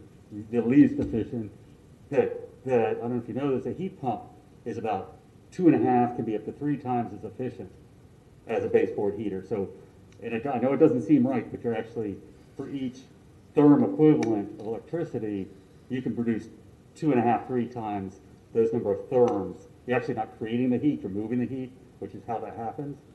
And so if you use that, that effective, those numbers actually become very similar to the cost of the electricity versus the cost of natural gas.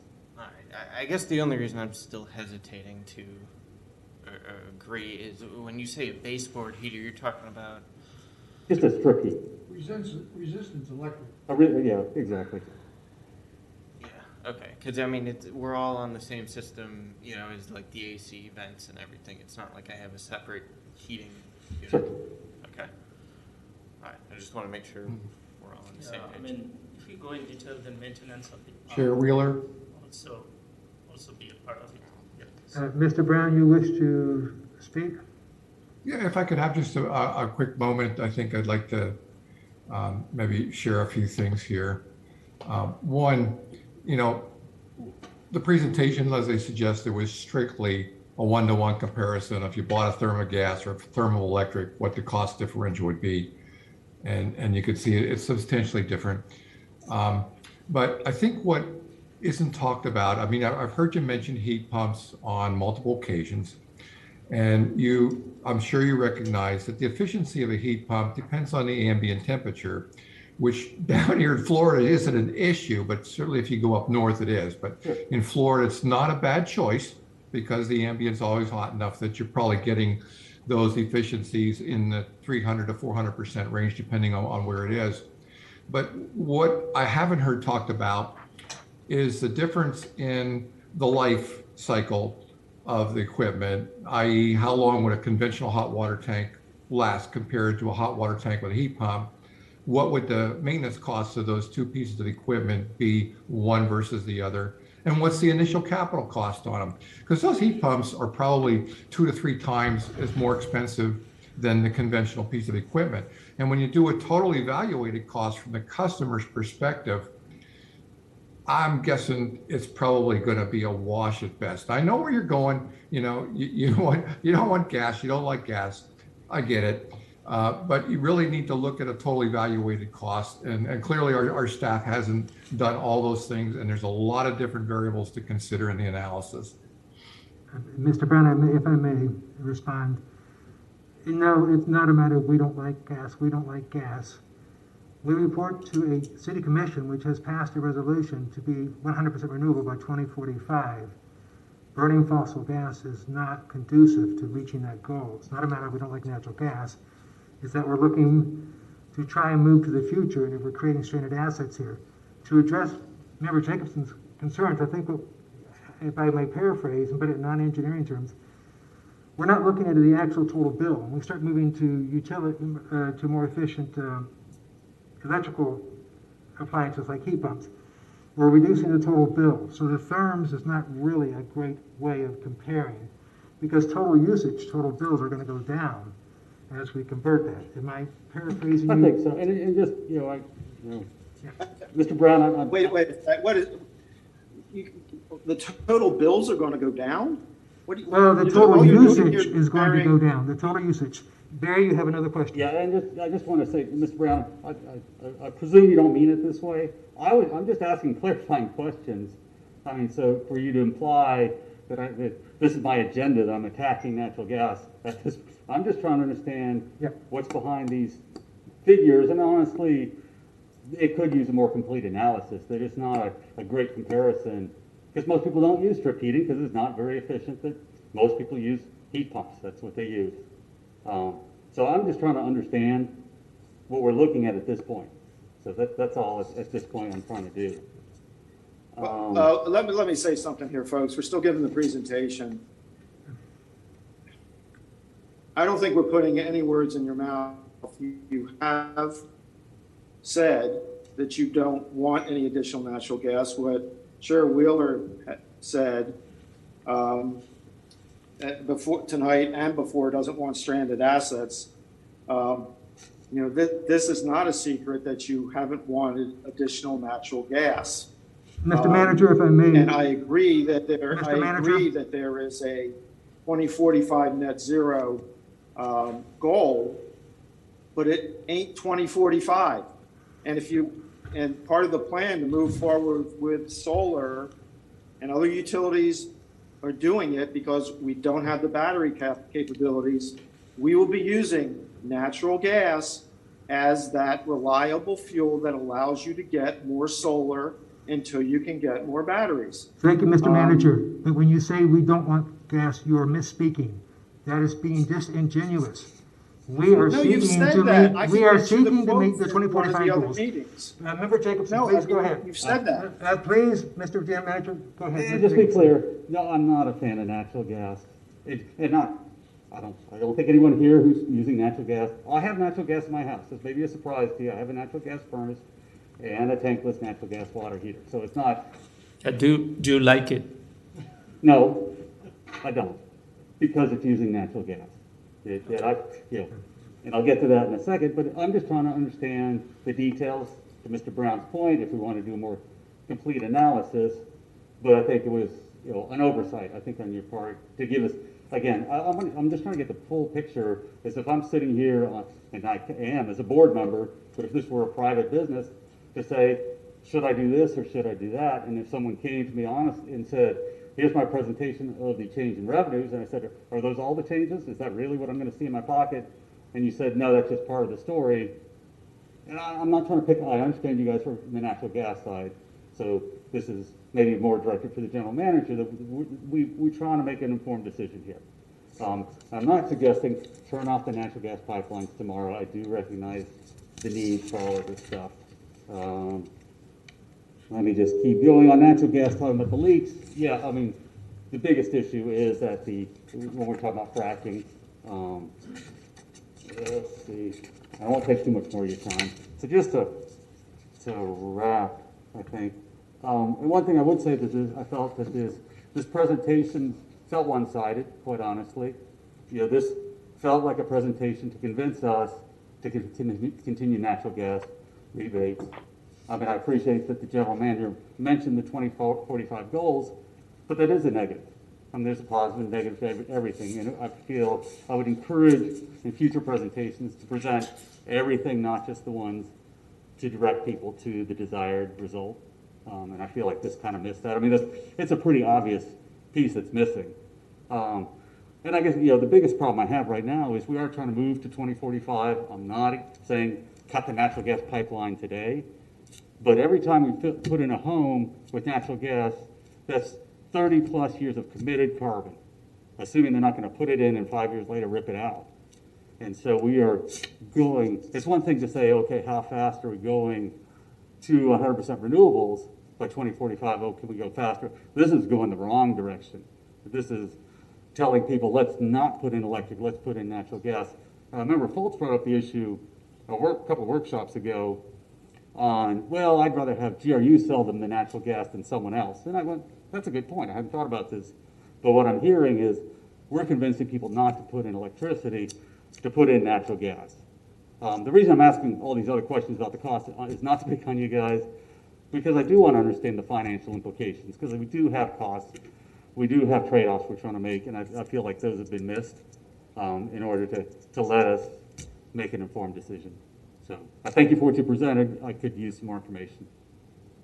Yeah, Mr. Jacobson, I will tell you that I, as the general manager, had nothing to do with this presentation. This was done from the gas side. So I didn't influence this one bit. I let the folks do what they do. And I did make a comment to you on page 6 that those customers inside the electric territory will look at that on what the electric side of that would be. So, the idea that I influenced this is simply not true. Thank you, General Manager. That was a misunderstanding. Just to clarify, I wasn't saying that you influenced it, Ed. I was saying that there were pieces that we could have used for this that was outside of the purview of natural gas as we identified. So that's all I was trying to say is that. Okay. I'm saying, No, I I'm saying appreciate to that. these guys, hey, I'm not trying to, I wouldn't say I'm picking on you, quite honest. I'm just saying it needed to come from you as someone up higher to say, hey, let's get the electrical side and let's get the gas side. That was not meant to be. Yeah, no, that's a really offensive. good point. I do appreciate that. But I will tell you, that's why I've made it a point to talk to the UAB about the fact that all these presentations have to go through a quality assurance program. And that's why this is the perfect example of what you're talking about. When we come back with one party talking about one aspect of it. And if you hadn't noticed, we've been a little distracted with, putting in a statement of qualifications on the UF bid and a host of General other Manager, things. we appreciate it. Thank you. And I think Member Texan's made his point. Member Davis, you're next. Wait a second. What? I'm speaking on a presentation and you're saying, okay, thank you, shut up. Yes. Member Davis, please. Okay. Thank you, Chair, for the respect.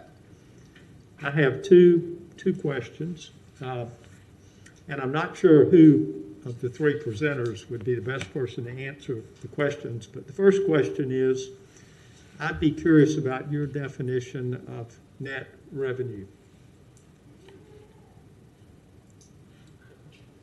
You're talking about the presenters? To the presenters?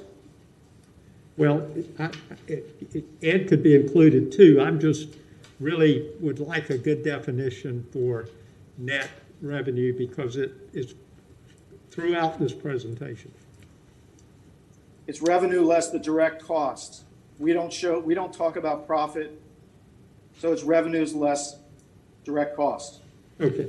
So then that brings me to my second question, which are how you factor in the indirect cost, the overhead cost, and what that would do to your numbers if you actually did include the full cost. And what you would call that. Would you call that net profit? All I can tell you is that we have allocable expenses. We have overhead, and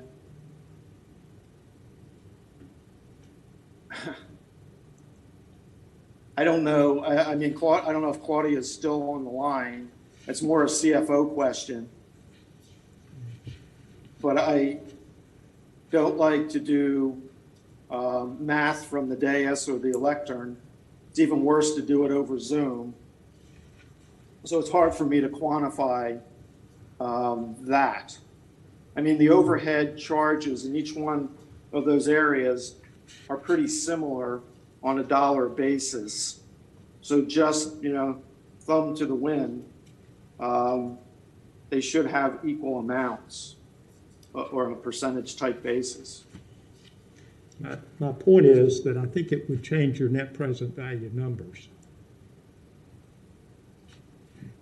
No, I don't agree with that. Most 90% of our costs are fixed. So we have a certain amount of staff, and that's why the name of the game for GRU is more customers, whether it's in any one of the particular areas, because you can then reduce your average cost. And that's why it has such a big impact on the gas side, because we don't have as many customers. So I wouldn't speculate that, I mean, certainly any overhead number would change any net revenue or profit number, but it certainly wouldn't flip it to a negative. Like, no way that would happen. Mr. Chair, may I follow up with one more question? Certainly. Mr. General Manager, then, are you saying that the direct costs are pretty accurate simply because there's less debt involved with the gas side and there's less overhead with the gas side? I'm sorry, say that again. It was hard to hear you. Are the direct costs more accurate on the gas side than the electric because you have less debt on the gas side?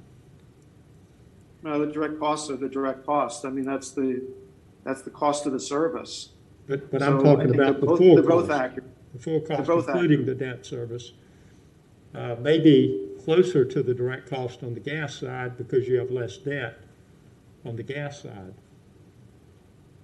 I don't know, I'm just asking. I'm not sure of the direct cost would not include any debt.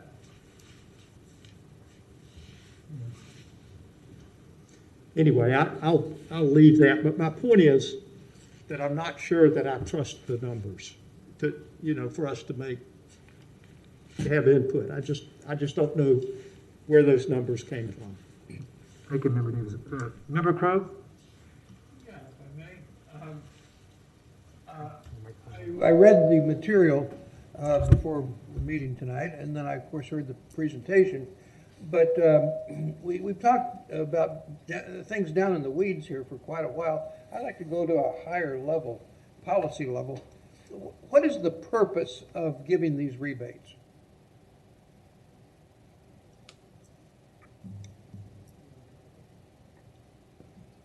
I would say that from the time we created the gas business, the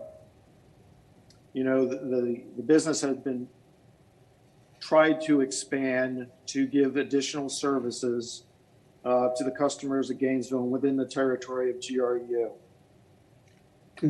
I guess as Z was saying, back in 2007, there was the intent to actually lower bills by offering natural gas services, because I think that's what you heard from the focus that Z and his group had today, was a customer-focused one in which bills would necessarily go down with natural gas in the territory. And GRU was facing increased costs of generation that were, hard for customers to absorb. So the other part to that was we also had a territory that's almost landlocked. We have the prairies to the south. We have open space to the north. We have Lake Noonan to the east, and to the west is where all the sprawl is.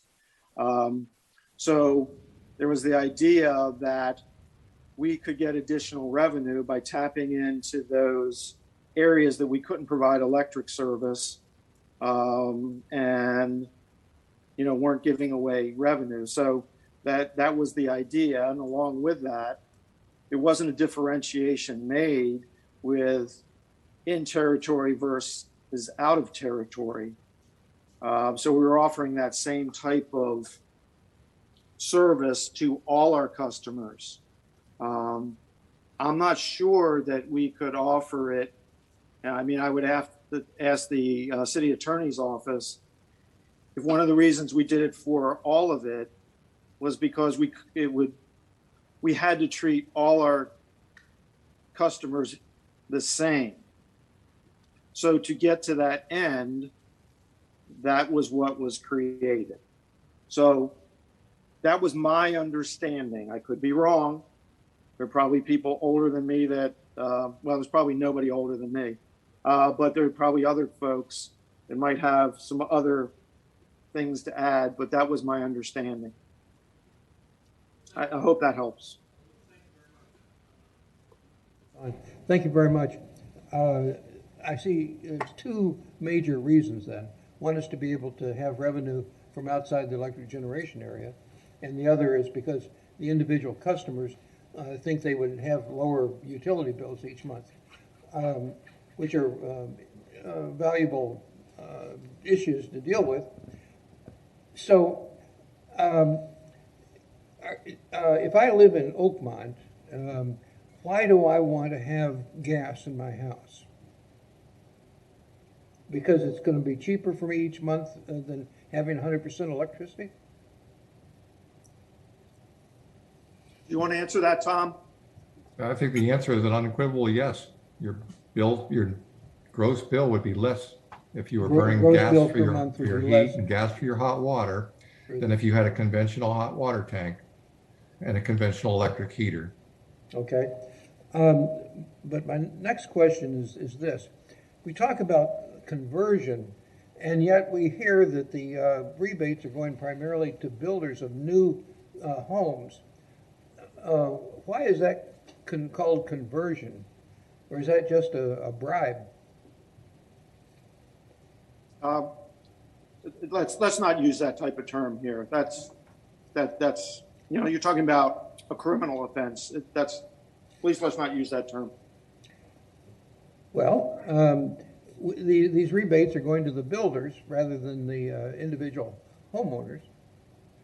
So that builder can advertise that there's natural gas appliances, and that the customer may be more engaged and like the product better. Yeah, and I would add it's a more complicated construction than just going with simple electric. You know, you have to run the gas lines in to various points in the house or wherever the utilities are going to be located. So there's a little bit of added cost to the contractor.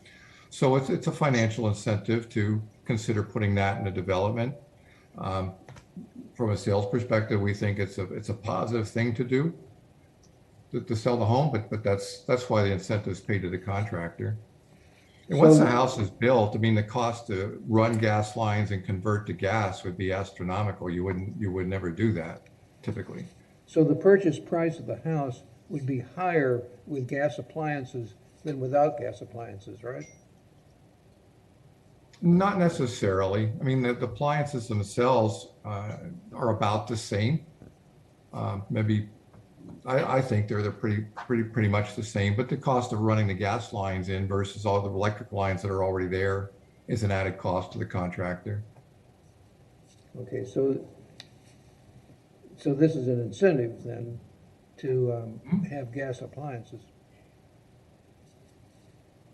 Okay, that's all my questions. Thank you. Member Rockwell. Thank you, Mr. Chair. I really just had a comment I wanted to make, because we've been talking about dollars and cents and customer bills and so forth, and the questions have been posed a couple of different ways of why anybody would want natural gas. So I want to talk about diversification. You know, as GRU staff has mentioned several times, they need to have a diverse portfolio of products to offer people. It's also a benefit to the homeowner to have diverse sources of power, and that wasn't mentioned at all in the presentation from GRU. But you know, if somebody's got a gas range and a gas hot water heater and maybe a gas furnace, when the power goes out, they still got hot water. They still can cook some food. They can heat their house if they live, you know, somewhere like Texas, where it gets really cold for long periods of time. So moving forward to you know, all renewables by whatever date we're talking about,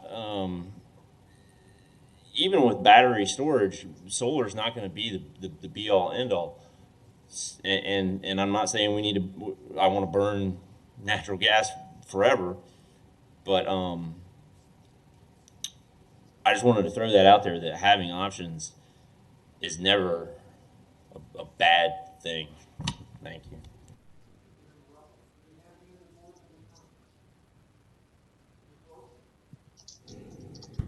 I want to thank you all for your presentation, considerable thought that you put into it, and all the work you put into it. I also am assuming that this presentation, as we saw tonight, will not be going before the City Commission, that we're going to be discussing things further here. Is that correct? Before anything like this goes forward to the Commission?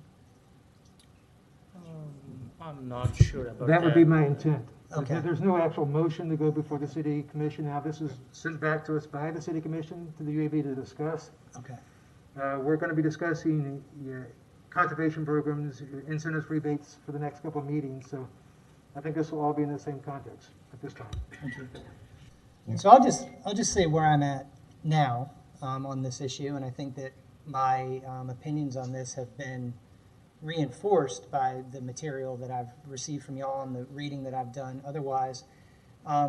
Personally, I am okay for now with GRU offering rebates, natural gas rebates for folks outside of GRU's electric service territory. I'm interested in further exploring rebates for in-territory conversion of LPG to natural gas. And I'm interested in further exploration of rebates for converting diesel-fueled vehicles to electric. At a previous meeting, somebody provided a really interesting article about school bus conversions going on in Georgia, where they're converting these diesel buses that are picking up kids and idling and poisoning kids with diesel fumes to electric. And that's a really interesting topic to me. Those are the things I'm for. What I will say I am more against than I have been previously are rebates for electric to natural gas conversions for in-territory GRU customers. If I understand the data from tonight correctly, more than 40% of our current rebate recipients are for new construction in the GRU electric service territory. That's significantly more than I understood from previous presentations. I thought it was a very minute portion of this overall rebate program that was going to in-territory customers. So that might have been my misunderstanding. But I feel like if these are new homes and people feel that it's in their economic and other interests to gasify, as Tim pointed out, they can build that into their construction costs. We should not be subsidizing it and supporting an infrastructure that's going to be there for many, many years. And I think slide 11 really just demonstrates that, where you show the different customer costs. We don't need to subsidize this investment for people. It just makes economic sense, apparently. And if we're going to be in the business of providing rebates for things that save people money, I think we should be more strategic and intentional and targeted about that. Plus, I do just want to say, as a homeowner who has inherited basically a home, bought a home that had natural gas appliances, and somebody that would like to change over to electric, it's very hard to do that, especially if the original structure wasn't built for it. And so by incentivizing folks to build natural gas into the infrastructure from the very beginning, and perhaps not building in the electric infrastructure, because remember, we're talking predominantly about heating. If you're going to be heating, you're going to switch that over to an electric appliance. That's a 240 circuit.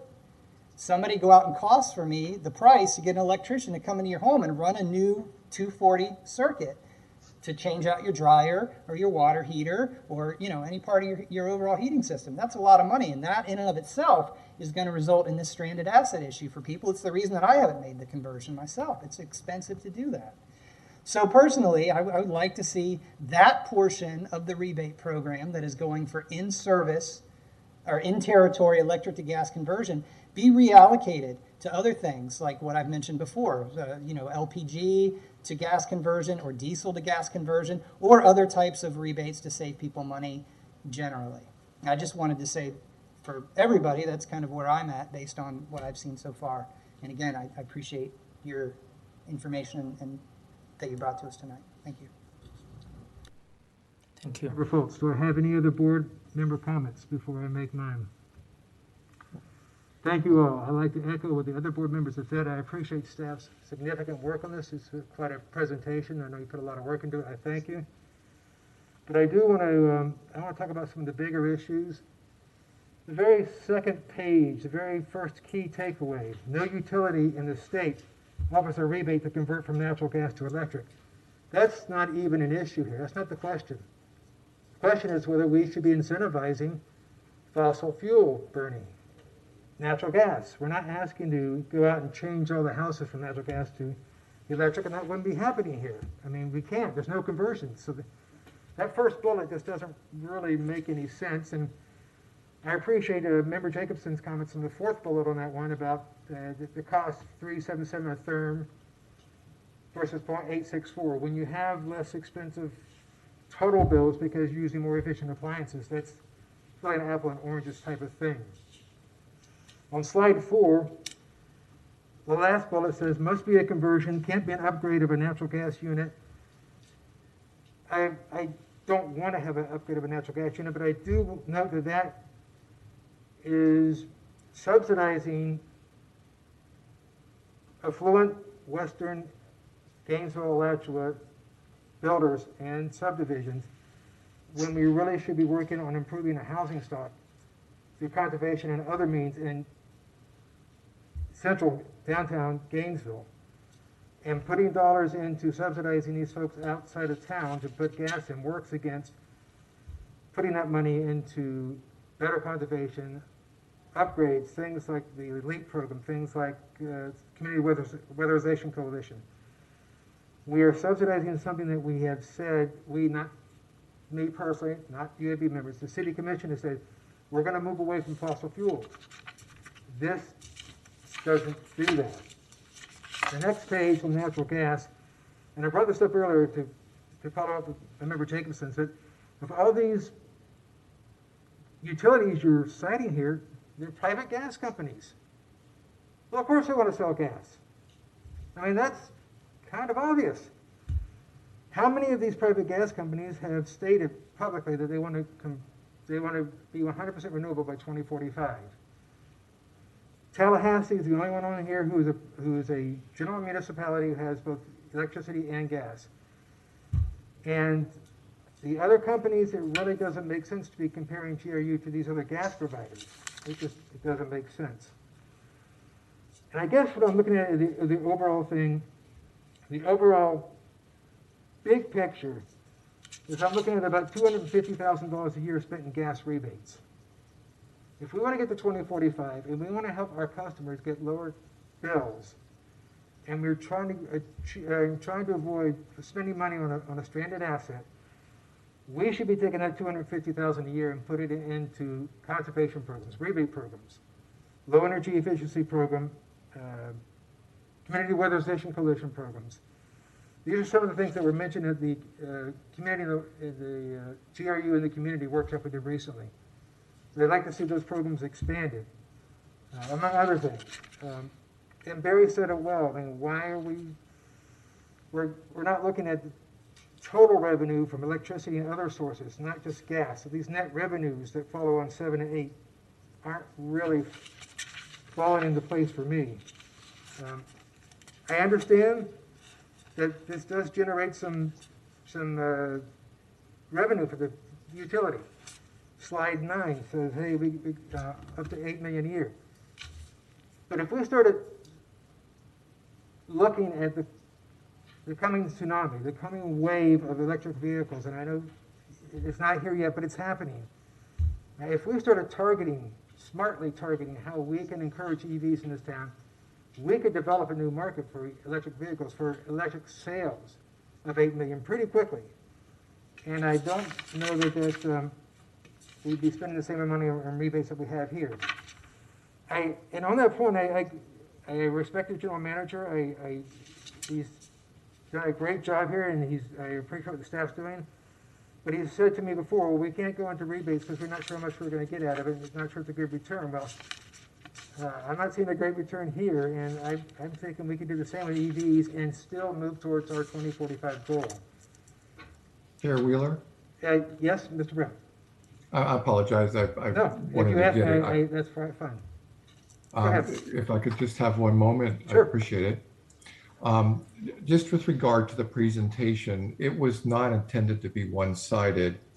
What we did is we went back to the previous UAB meeting and tried to extract all the questions that were asked and requested of us and respond to those questions. So in particular, the map that showed the other utilities, I think the question was, how does our rebate program compare to other utilities in the state? That was our attempt to just try and compare what we do here to the other utilities. If it doesn't flange up for you, we apologize for that, but that was kind of the best we could do. And again, the presentation really was response to your questions. I think the primary question that I remember was, what if the rebates go away? What does that mean to the utility in terms of revenue lost? And that's what the presentation was kind of designed to answer. So yeah. If it came across that way, we need to do a better job of it, but that was not the intent. Thank you, Mr. Brown. Mr. Manager, would you like to speak? Pardon me? Would you like to speak, Mr. Manager? Yeah, okay. I just, Yeah, I wanted to add, because I think we did forget the question that Member Jacobson asked, and that was the switch from within the territory. I think Tom is right. I think we went back and, folks looked at what the questions were, but I do need, and it'll be on our tickler, to look at, what revenue electric, and it might take a little bit of work, how much net revenue is generated by the utility as a result of picking up electric customers as opposed to adding gas customers within the territory. And to that end, I just wanted to say that I appreciated Member Folt's comment about the bifurcation of the incentives, because I think that's, I believe, a rational approach to the rebates. And it fits, it fits GRU's business model, and it seems to fit the aspirations of the UAB, who is acting on behalf of the city commission. So I think there's some possible win-wins there. So frankly, I like the idea of being able to, in the interim, pick up more customers that we wouldn't otherwise have for GRU, get some money that would help contribute from the gas side to the GFT that we pay, which is really important for the functioning of the city. So, out of conflict sometimes comes some good solutions and some good discussion. So that's how I'm viewing tonight. I think overall, there were good comments by the UAB. I think we dropped the ball on one or two things, and we'll try to bring it back within the context of some other questions that are being answered for incentive. So I'll leave it at that, okay?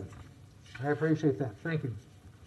I'll wrap up my comments because a lot of them have already been stated by other members. We're losing sight of the forest for the trees. We need to be focusing on where we get to 100% renewable by 2045. We can't flip the switch today, and I'm not suggesting we do that, but what the decisions we're making now are going to affect us for the next 30 years. And we need to start prioritizing and putting our money and our time and our efforts into achieving that goal. And I understand that this may lose some revenues up front, but I think if we're smart about it and we start investing in newer technologies and EVs and other things and start conserving more, we don't need to be investing in a fuel source that we said we're going to get away from. And 2045 is going to be here pretty quick, folks. I mean, I've heard a couple people say today, oh, it's not 2045 yet. No, but it's pretty darn close. And when you start building these things that are going to be here for 20, 30 or more years, it's going to be here before you know it. And that's what I really like to see. If we're going to give good advice to the city commission, we need to be looking at how we can help them get to that goal. And investing in fossil fuels not that way. Those are my comments. Before I open it to the public, are there any other member comments? Member Jacobson. And I'll be much briefer this time. And I'm not adamantly opposed to what the general manager suggested, the bifurcated option. So I would like to hear if legally that is possible. Because we don't get to discuss this, unfortunately, outside of chambers here. For Member Foltz, you don't have to answer this question. I mean, I would be interested to hear why not to encourage a move to natural gas inside of territory, but to encourage it outside of territory. Because to me, yeah, I mean, if it's just a matter of revenue, yes, I understand the desire for more customers. I'm not immune to that discussion. But to me, I can't support saying, okay, it's not our people. I mean, we're all breathing that same air. It's all the same. And so I would just be interested to hear that. To Member Rockwell, a couple of things. He asked the question, do you need to, does it cost more for that house? And we heard, people want that house with natural gas, but we've also heard the builders say, we're going to do electric unless you incentivize us to do it. So to me, the market speaks pretty strongly to say, well, if we're the same cost and it's more desirable, then the builders would do it without the incentive. So the fact that we're having to incentivize them, to me, suggests that's not the case. That there is more cost, or else they would do it if they perceive the customer to have a similar benefit. And also just wanted to point out that most of the houses, when I go through Parade of Homes, are putting in tankless water heaters, gas tankless water heaters, which require electricity to run. Furnaces require electricity to run. So in the case of an outage, you would lose both of those. And then GRU came pretty close a couple winters ago to running out of natural gas. One of the advantages of the electricity side of things is that, and I give GRU great props for doing this, for the diversification. If we have natural gas, we can use that. If we have coal, we can use that. Solar, we can use that. Wood, we can use that. So we have a lot of choices of ways to produce electricity. But if we have trouble getting natural gas, which is, we've come pretty close, that's a real problem if you're like someone like us who has natural gas at our home. So just wanted to make that point. Thank you. Thank you. Member Fultz, you have a comment? Yeah, I just wanted to respond. For me, on this bifurcation issue, and I really strongly encourage us to kind of have the conversation in that context moving forward for two reasons. One is just the sort of real politics of what I've heard from our city commission. We've had joint meetings. I mean, I heard folks there, a willingness to, what I heard almost verbatim was, look, in the big picture, this is not a lot of money. We don't need to spend endless hours and time debating about this relatively small pool of money. And folks seemed relatively open to, if we take this bifurcated path, saying, okay, let's talk about the in-territory rebates as one thing that we would more strongly consider than completely eliminating the out-of-territory issues for revenue reasons. And on the environmental side, I mean, the other thing to me is just, I'm not convinced, given the dirty mix of most of GRU's competitors, that actually their folks are going to be cleaner. Going with electric with, say, Duke or somebody like that than they would with just straight natural gas with us. And I know that's a complicated question because we got all these different providers that we're competing with, and we all their individual mixes and things like that. Personally, yes, I'd like to see us be done with natural gas as soon as possible. But I think as far as actually getting something before the commission that they will go for, that will make some progress on something that I think most all of us want to see, I think taking this sort of bifurcated route is the way to go. And then again, really considering that $100 and something thousand a year that could be saved, what could be done better with that money that would also meet all of our goals? A win-win for GRU and for the community. So I hope that moving forward we can kind of talk about this as two separate baskets to consider. Thank you, Member Fultz. Member Jacobson. Really quickly, and I mean, you make a good point.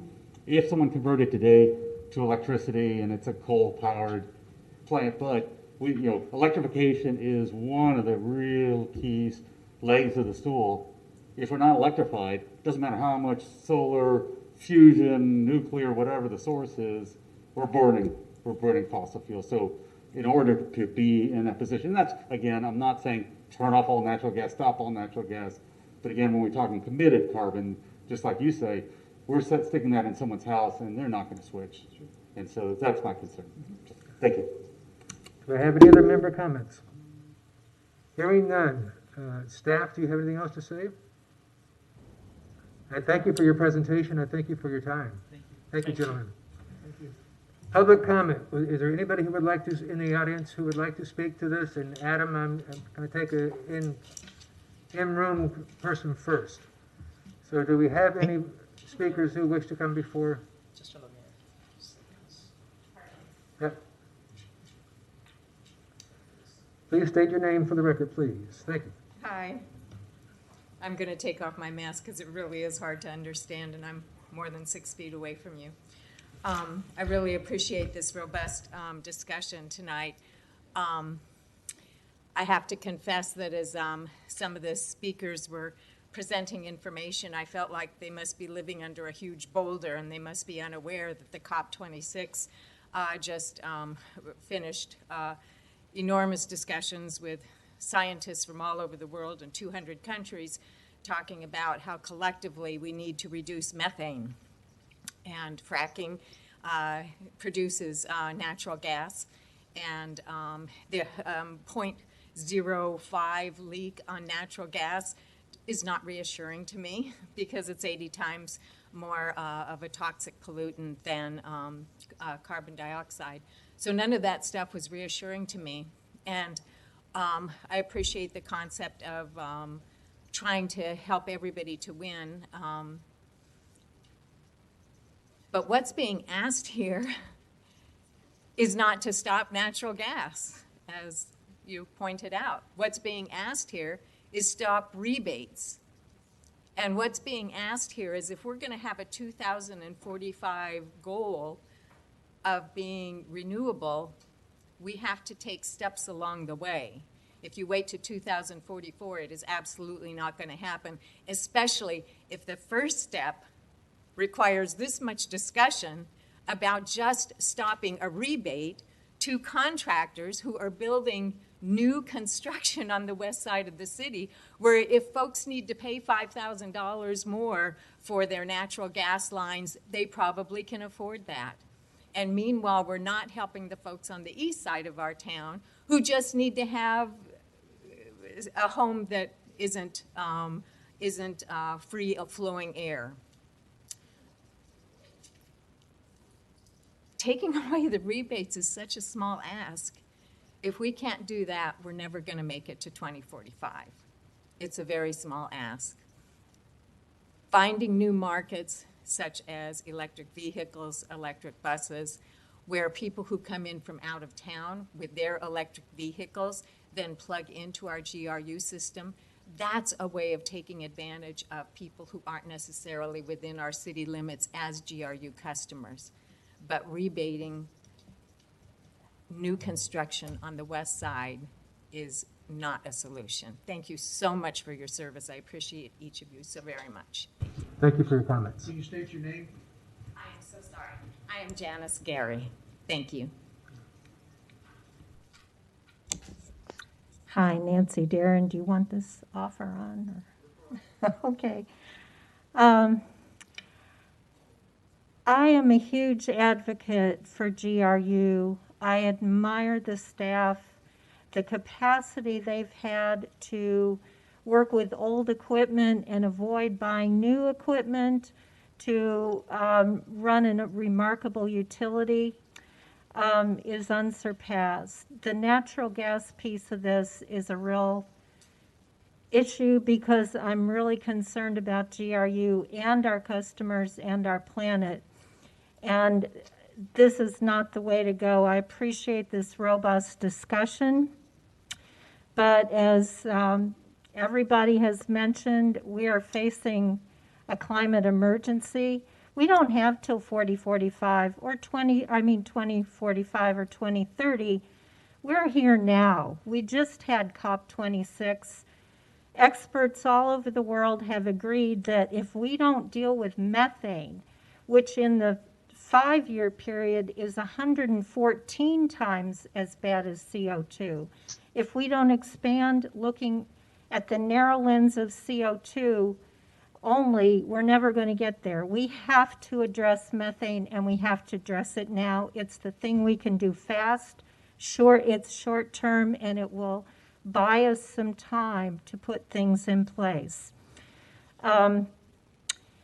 The health issues around it that are coming out of natural gas appliances in the home, with asthma, with all kinds of health issues.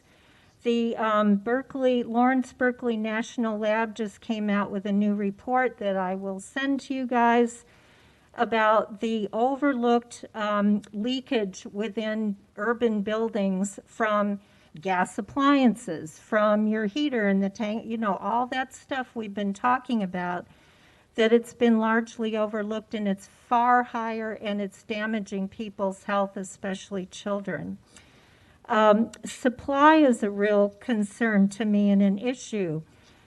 We've been in a fracking bubble. Is the person here for the overhead by any chance? I don't know. I'll put it on and see what happens. Okay. If you could zero in. Where do you want me to? Okay. Put that. So we've been in a fracking bubble that has distorted our perceptions of the availability, the supply, and the cost of natural gas. We are nearing or at the end of this period. If you look at where pricing is and where pricing has gone now, I'd like to know what those studies, what prices were they based on? If we're doing spot market, we aren't paying $2.36 anymore or $1.65. We're paying over $5. In Asia, they're paying $31. So, yes, I'm sorry. So supply is a huge concern. If people get talked into putting in these things and then they can't even get the stuff, they're going to be mad at GRU, not their developer. Thank you, Ms. Darren. Oh, and this I'll turn in.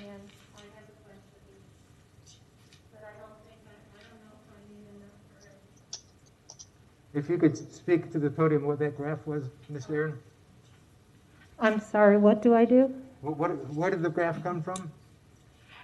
Where did it come from? That's it. Does it say on there?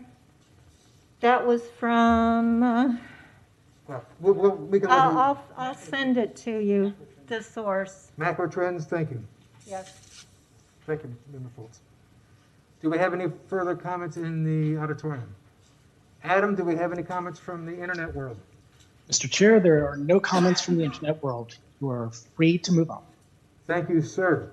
So we don't have any motions to make or actions to take on this one. It is a presentation from staff. This is going to be a continuing issue, as Member Foltz asked about. I think at future meetings we're going to be discussing this. Next up is member comments on our agenda. Do I have any member comments from board members here now? Hearing none from the board members. Yes, Member Foltz. I'll keep this brief. I just wanted to talk a little bit about the energy policy UAB workshop that happened a weekend or so ago. This has been a bit of a concern of mine throughout this entire process. Somebody that came into the middle of the process. We received all of this feedback online, all these comments that people made online, and I still don't feel like we've kind of adequately really hashed through those and worked through those. Similarly, this meeting that was just had, I will say that the turnout was low. There were not a lot of community members there. It was a really yucky day. It was a really gross day outside, and so I can understand that. But I will say that I thought that despite the small numbers of people there, the quality of the conversation was fantastic. And I really wanted to appreciate the GRU staff that were there and Member Lewis, who facilitated. And I took about a page of notes from things that people said. And so I'm hoping at a future meeting, maybe when Member Lewis can be here, that we will have some follow-up conversation about that meeting and kind of what folks had to say there. Thank you.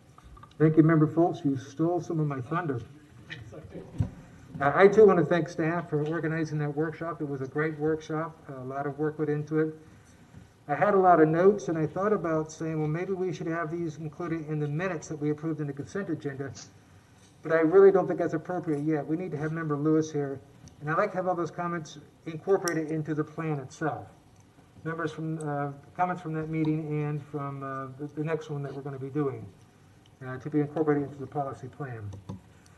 Just so the members know, we did have a discussion at the joint meeting with the City Commission. They've asked us to discuss conservation rebate programs, EV programs, including the municipal fleet transition, the EV readiness, and EV education. And also discussed at that meeting was the California Smart Inverter Rule, the limitations on circuits. We'll be discussing these at our next meeting on December 9th. And I look forward to having those on the agenda.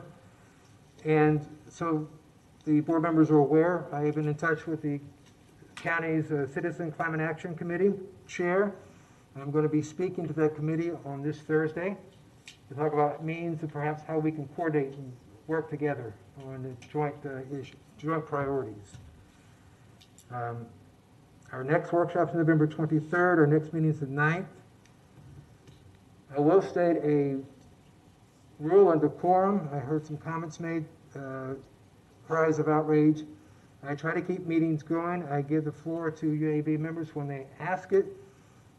If I'm interrupted by anybody, I allow the interruption so long as it's germane, but once it keeps going, I'm going to get it back to the UAB members because this is your meeting.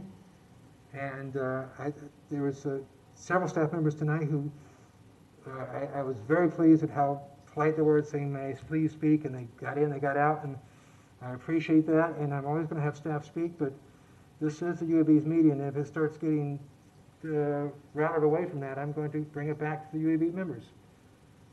That's all I have. If there's no other... Mr. Chair. Yes. I just wanted to bring up the 2045, whatever you want to call it. I was going to use the word ultimatum. That's not really the right word, but resolution. Resolution. We keep talking about this, and we're pushing people really hard on this.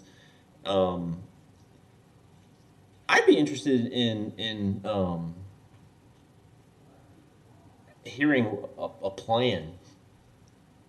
I mean, a legitimate plan of how we're going to get there, rather than picking issues and pushing GRU staff on random's not really the right word either, but on random things. Because I'm sitting here thinking about it as we're having the discussion tonight, and how many of us really think that's a realistic goal? I'd be interested to know. And how do we get there? So what are our choices? Solar and biomass. So I would like to know, and I don't know if this is going to come from GRU staff or the county commission, who it would come from, but I sure would like somebody to present me with a work plan how we actually get there by 2045 and what that looks like. Because otherwise, we're just kind of address that. We're kind of spitting in the wind. Sure. Mayor Rockwell, you finished? Sure, yeah, that's I just it's kind of random thoughts that were boiling around in my head as we were having the discussions. The gentleman there is asked to speak, but before he does, I will respond briefly that we have that plan. It's been before us for 2 years, and it's sitting on our desk, and we're having public meetings on it now. That's the energy policy? Yeah. The energy policy and the integrated resource plan. We have done what we can. We've had a series of meetings for 3 years, and we put a lot of work into that, and I would ask that respectfully that you give it a little bit more respect than that. Thank you. I appreciate where you're coming from, but we have been working on this. And I appreciate that, and I'm not. Maybe I'll have to review it again, but because I don't see a definite path laid out in that document. But okay. Thank you. General Manager, do you have a request to speak? Yeah, a couple of things.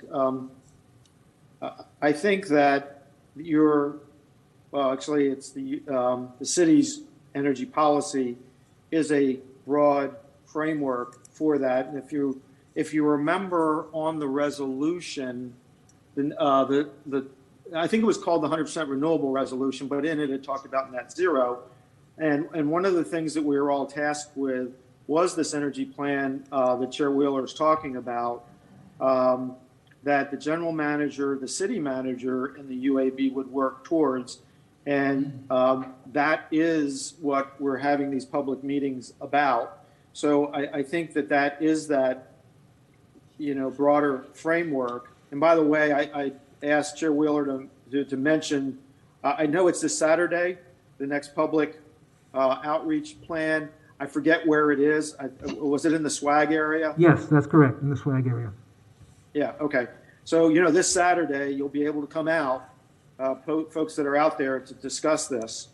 The other thing, Member Rockwell, is the other thing that you've seen over the past maybe year or so has been the 2019 IRP, which is more of a nuts and bolts, how do you get there, that we understand needs to be updated regularly, and we're looking at this on this upcoming year.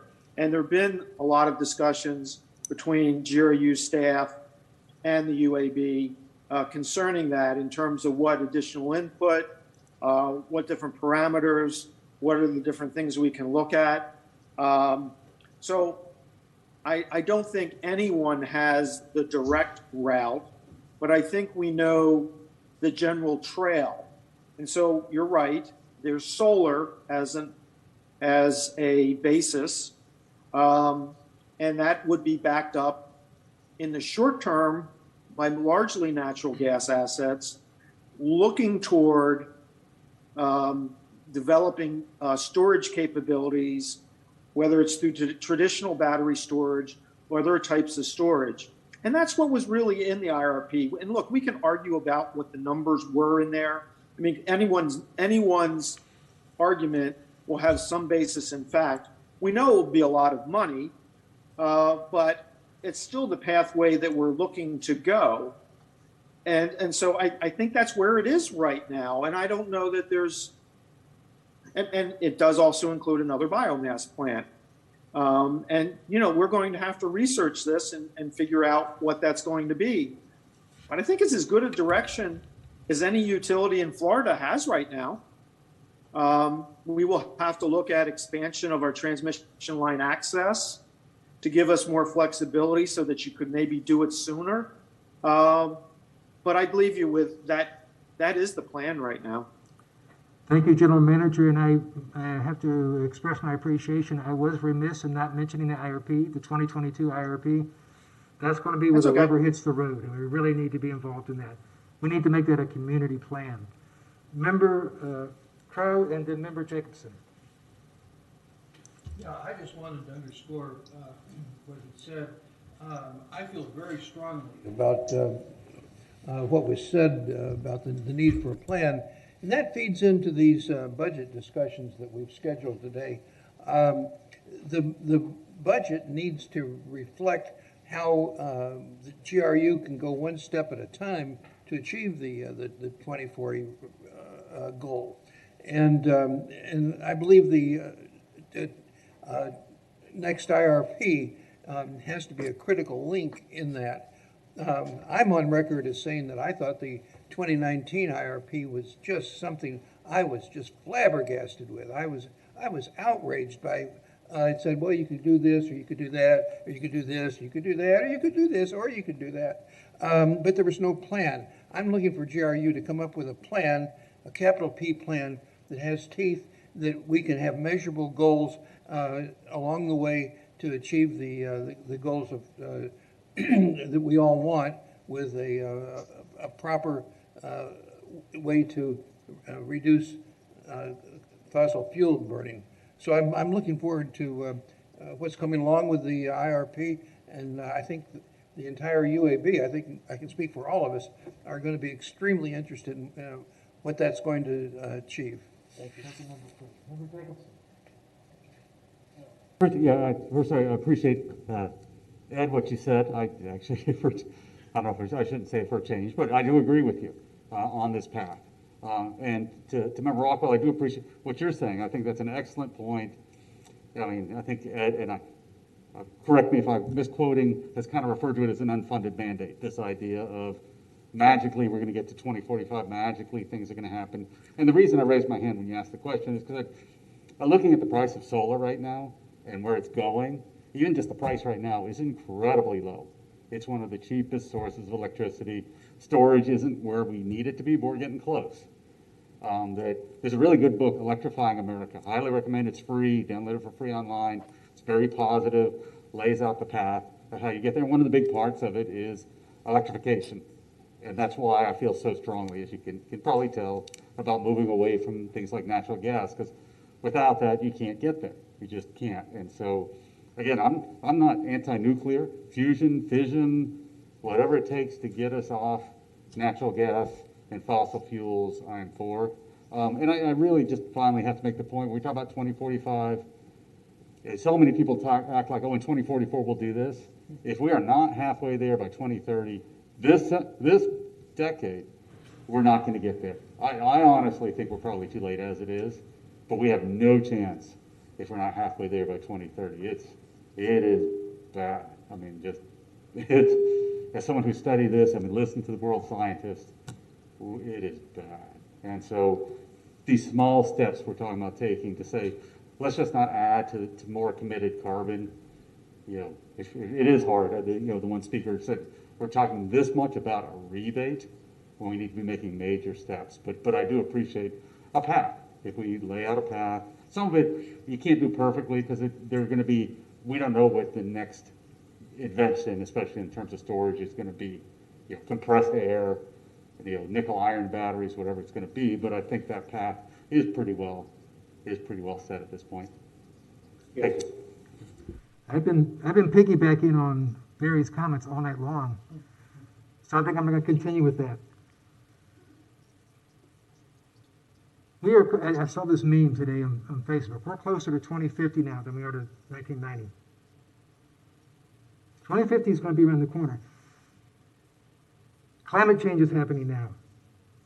It's not an abstract thing. It's not something that we need to put off to discuss maybe later when we can afford it, or technology might be better and we might have who knows what. It's happening now, and the decisions we make today affect what we're going to do for the next 20, 30, 40 years.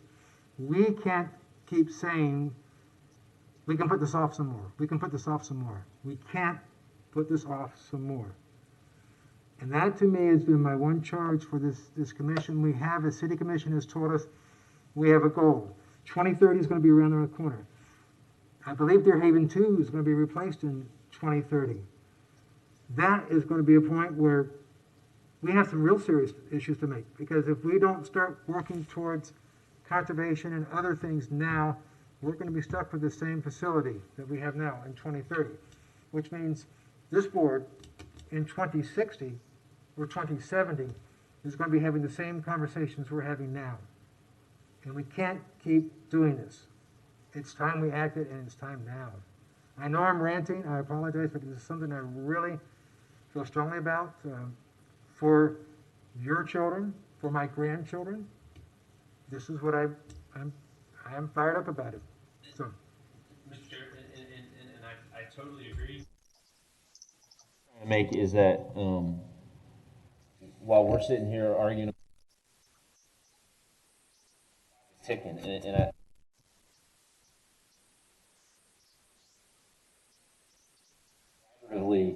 On a concrete plan, then things might be a little less adversarial. I'd love to see that, our policy plan done. I'd love to see that. And I look forward to this commission working with the Integrated Resource Plan. For those of you who will be here then. I have nothing further to say. Any other board members? Thank you all. Thanks to staff for your presentation. Excuse me, Mr. Chair? Yes, Ms. Beck. I'm sorry. I wanted to just sneak in one administrative thing before we leave. Sure. Your next workshop is next Tuesday, the 23rd, and that's just a couple of days before Thanksgiving, and we're going to have a number of staff on vacation. So I'm wondering what you would like to have on that agenda, or do you want to even cancel the workshop? What is your preference? Do I have any comments, requests, suggestions from UAB members? If I don't have any, I'm going to suggest we cancel that workshop, but I'm waiting for someone to say I would like to talk about something else. UAB members, are we okay with canceling the? I agree. We don't want to ask staff if they're going to be on vacation. If there's no objection, then Ms. Backley, I would suggest that we cancel that November 23rd workshop. Okay, thank you. That was all I had. One more thing, Chair Wheeler. Yes, sir. The meeting this weekend will be at the Tower Road Library. So if you want to let all your folks know, thank you, Joe. That's where it's going to be. Once again, your staff did an amazing job at the last workshop. I really appreciated all their efforts, and I really appreciated the UAB members who showed up and participated. So I'm looking forward to that again this Saturday. Thank you all. Yeah, I heard a lot of good things from both Yvette and Dave Warm. They said that I will reiterate that there were a lot of intelligent, probing questions that I think we made notes on that we can also contribute. Okay? Thank you. Thank you. Sure.